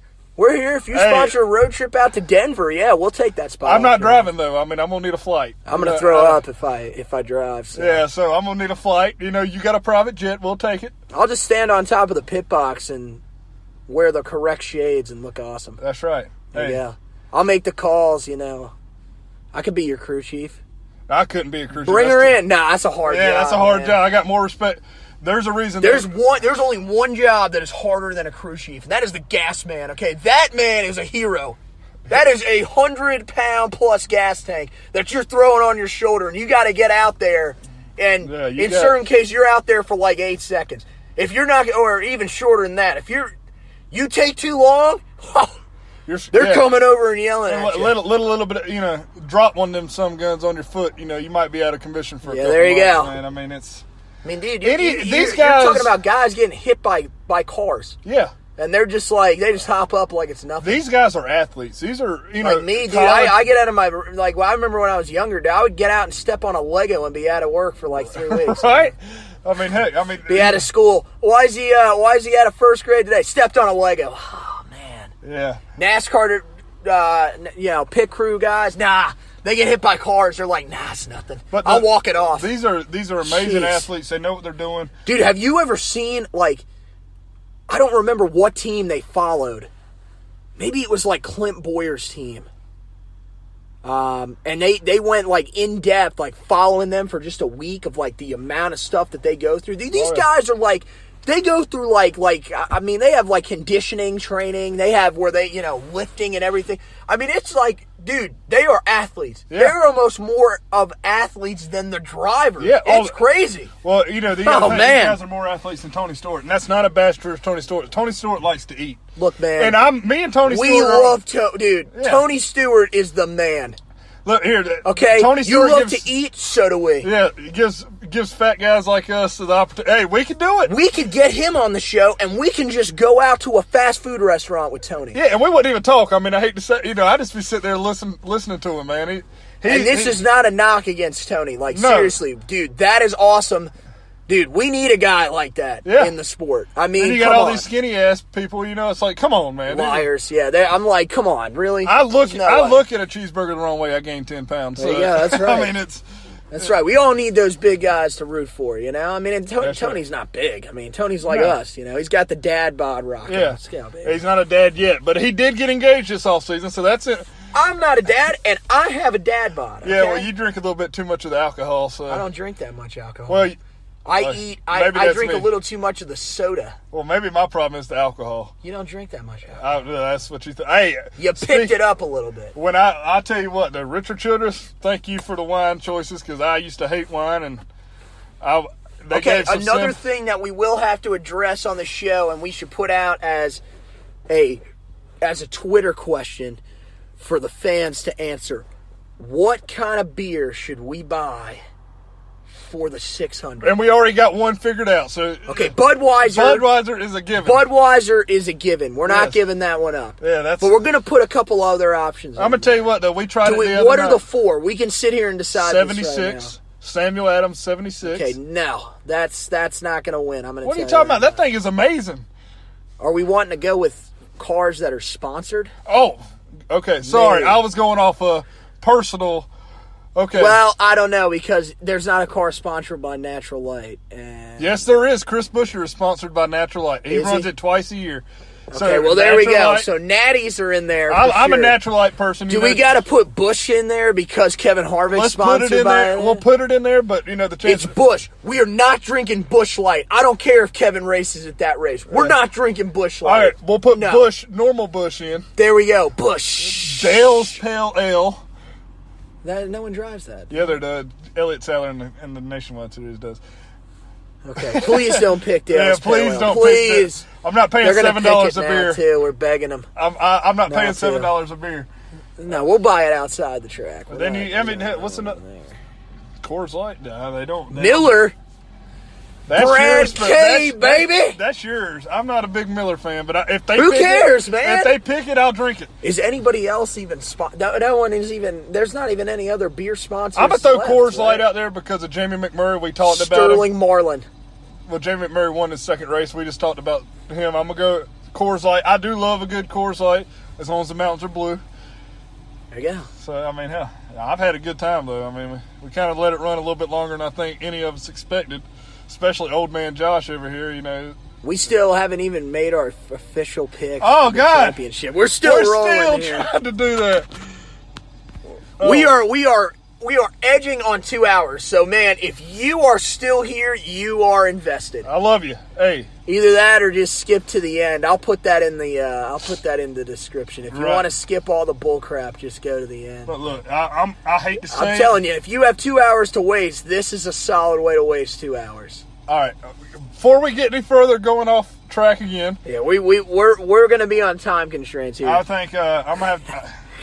That's hard because every year is different. Okay, Martin Truex. Let's do this then. Who do you think will be the final four at Miami, and then who do you think wins? Because four, you can. Kyle Busch, I think that's a virtual lock. Yes, Kyle. I agree. Kevin, because it's Phoenix. Phoenix is right there before it. I would agree too. I think Kevin's really that if guy. If Chase Elliott can get a factor of he needs to do what Denny Hamlin did to him to get to the final four. You might have to wreck somebody, and I'm sorry. How much do you want it? Seriously. And that's the problem. That's the only thing I saw with Dale Jr. Not like his dad. Dale Earnhardt would go out and wreck you to win the title. Junior, and I think that's why I loved him even more. I respected him even more because he didn't do that. He would go out. He raced everybody as clean as possible, and I kind of see that in Chase. And I don't want that to hurt Chase, but I can see it hurting him in the long run. So I'm gonna go Brad Keselowski. With Talladega in there, it's kind of hard. How about that final four? Let's see. It's an interesting one right there. And this is Tony can tell you I'm picking from a non-fan because I'm not a fan of neither one of these guys. Okay, Kyle Busch and Brad Keselowski. And here comes my fandom one, Jimmy Johnson. He wins 8 this year. 5. No, I didn't. Yeah. Who did I say? You said Kyle. You said no Chase. I was saying he could be, but I'm not. It depends. And then what'd you say, Denny? No, you didn't say Denny. I said Brad, Kevin Harvick. That's right. All right, I'm gonna go. All right, those are my 4 with the question mark with the 5th one. With Chase.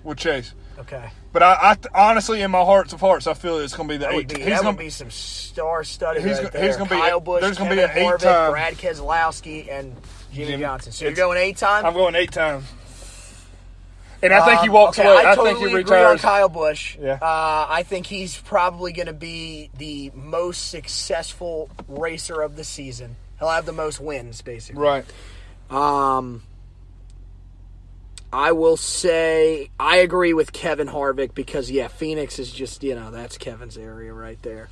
Right. I think Jimmy's going to be racing pissed off, man. It's going to be 8 time, I'm telling you, man. I'm not sure about that. Give me a second. And then it's going to be a wild card, I feel here. So, let me think. I'm going to go with Ryan Blaney. I think Ryan has a great year. I like that pick. You know me, and he I love sneaks in Ryan there. Blaney. I think he gets up in there. I know what you were probably thinking for a wild card. Alex Bowman. No, not quite, buddy. Nah, unfortunately. You're gonna I think you have a chance to make the chase, but no. Ryan Blaney, though, seriously, this kid gets in the chase. I think he might be. He'll probably be safe enough as long as he races consistent, he might not have to win in the first 2 rounds. But I think in that 3rd round, he breaks through in one of those races. Talladega. Could be. Maybe it's the road course. You really don't know. Unfortunately, I missed both road course races last year, so I didn't really get to see them. Right. So I can't call. So I don't know. It's a wild card. Yeah. You never know. And I would love to see as that. You said earlier, it's not a road course. It's a roval. Sorry. A roval. So who knows? Yeah. Maybe that's. I think that might be one of the best things for NASCAR. If one of these young drivers, Chase Elliott, Alex Bowman, Ryan Blaney. I'm telling you, I think Kyle Larson, one of those Ryan four gets Blaney's in, the guy. I'm with you on that. Or we're forgetting Eric Jones. We haven't talked much about him.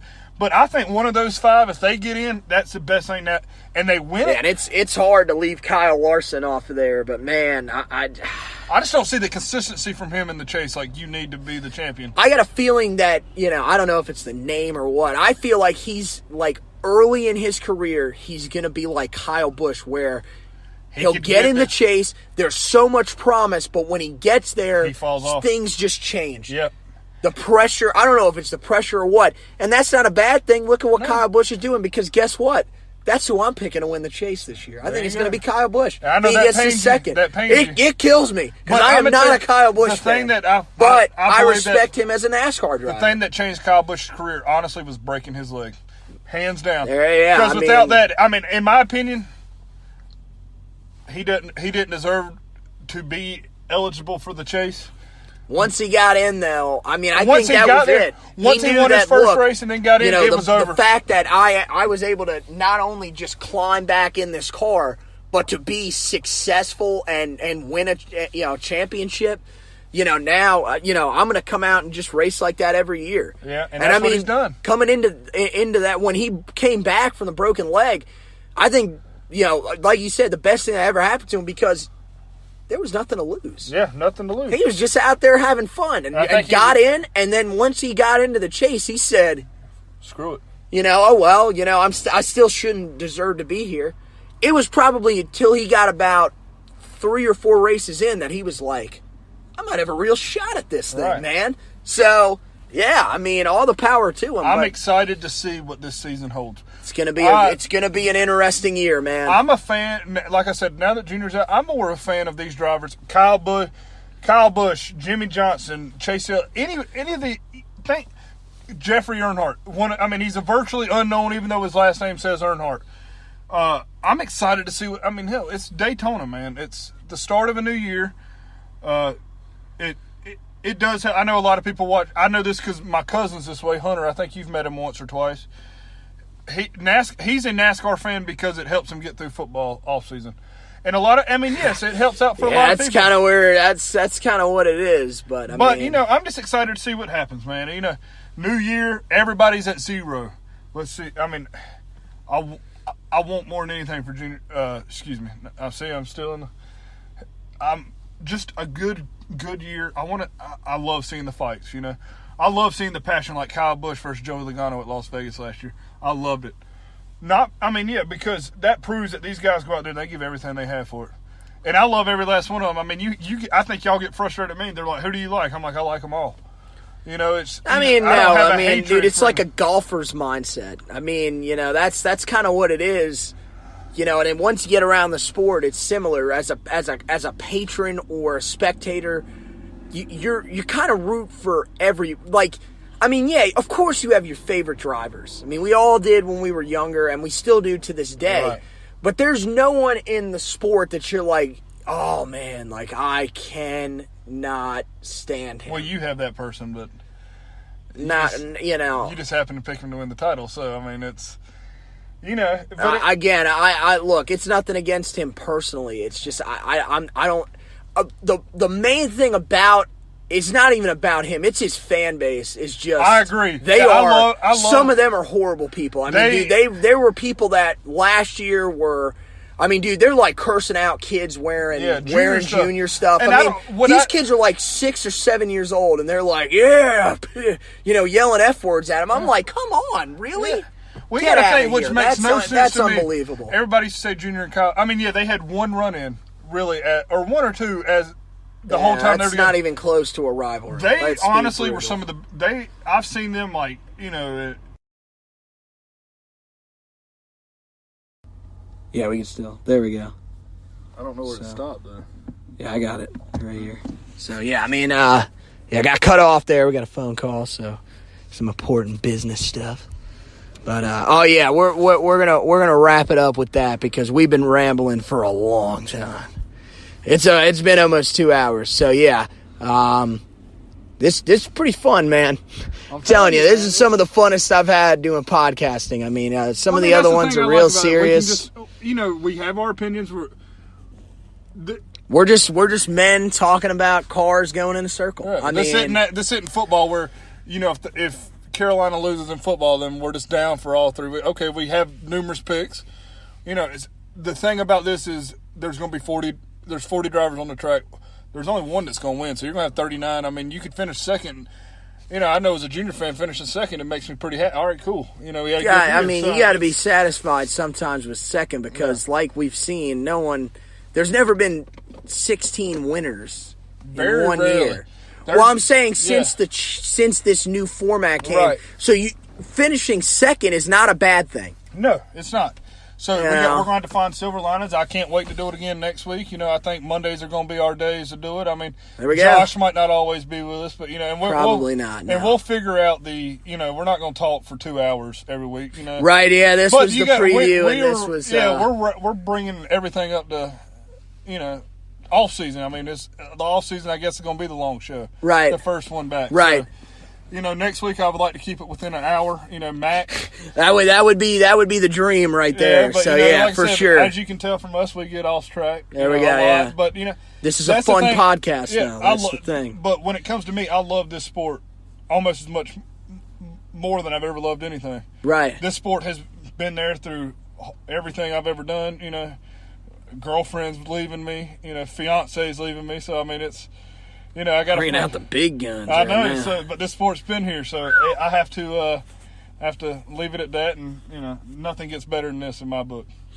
All right, guys. Yeah, as always, subscribe to the podcast online. We'll have. I know it's going to bring up on Spreaker. I'll put it up on YouTube, Facebook, Twitter, SoundCloud, all that good stuff. Try to see if I can't get it on iTunes. Follow him. Going to be the guy you're going to want to follow for anything NASCAR at CTCobb92. You realize you're going to have to start tweeting now. I'm going to have to start tweeting more. You got to get on there. At least just retweet other stuff. Well, you know me. I'm NASCAR like analysts. When it comes down to it, I'm paranoid, and I just think if I tweet something about it, it's not going to happen. So I'm going to get past that. Well, that's only during Carolina basketball games. I'm not allowed to tweet during the game. I can look at it at halftime. I can't make it. Yeah. And then afterwards, I'm all good. So, yeah, I mean, that's kind of how it works. So, we'll figure it out. But CTCobb92, ladies and gentlemen. At Future Tar Heel. And then you got myself. You got Joshua Marlowe 5, I believe. The professional name, yes. Yeah, Joshua Marlowe. I mean, he goes all out right there. So don't expect much from him. But, not NASCAR wise. You guys like Carolina basketball? He's got you. Carolina football. Carolina football. That's me. Yeah, and then Elliott Sadler, Hermie Sadler. Give me a follow back, man. You want to talk about Carolina stuff? I've got you covered. Trying to get up to those 2,000 too. I mean, I've been hovering like right there. Just can't get over the 2,000 mark. I'm trying to get 100. So these people kill me, man. Right. But anything you got, basketball, football, NASCAR, we got you covered between the three of us. So pretty much. I mean, for me, I got you covered with just about any sport. Yeah. Hockey. A little bit of baseball sprinkled in there. I don't like baseball. I don't think hockey's going to mix in well with this fan base. I really doubt. I really doubt that is a northern sport. But you can definitely take baseball, and I think we can throw that out because we're not. I mean, hit and miss. Unless the Cubs win the Super Bowl, World Series again. That would be amazing, right there. That'd be amazing. I'd love it. So if they won the Super Bowl, I think I would just quit watching sports. So yeah, there you go. All right. There you go. So we're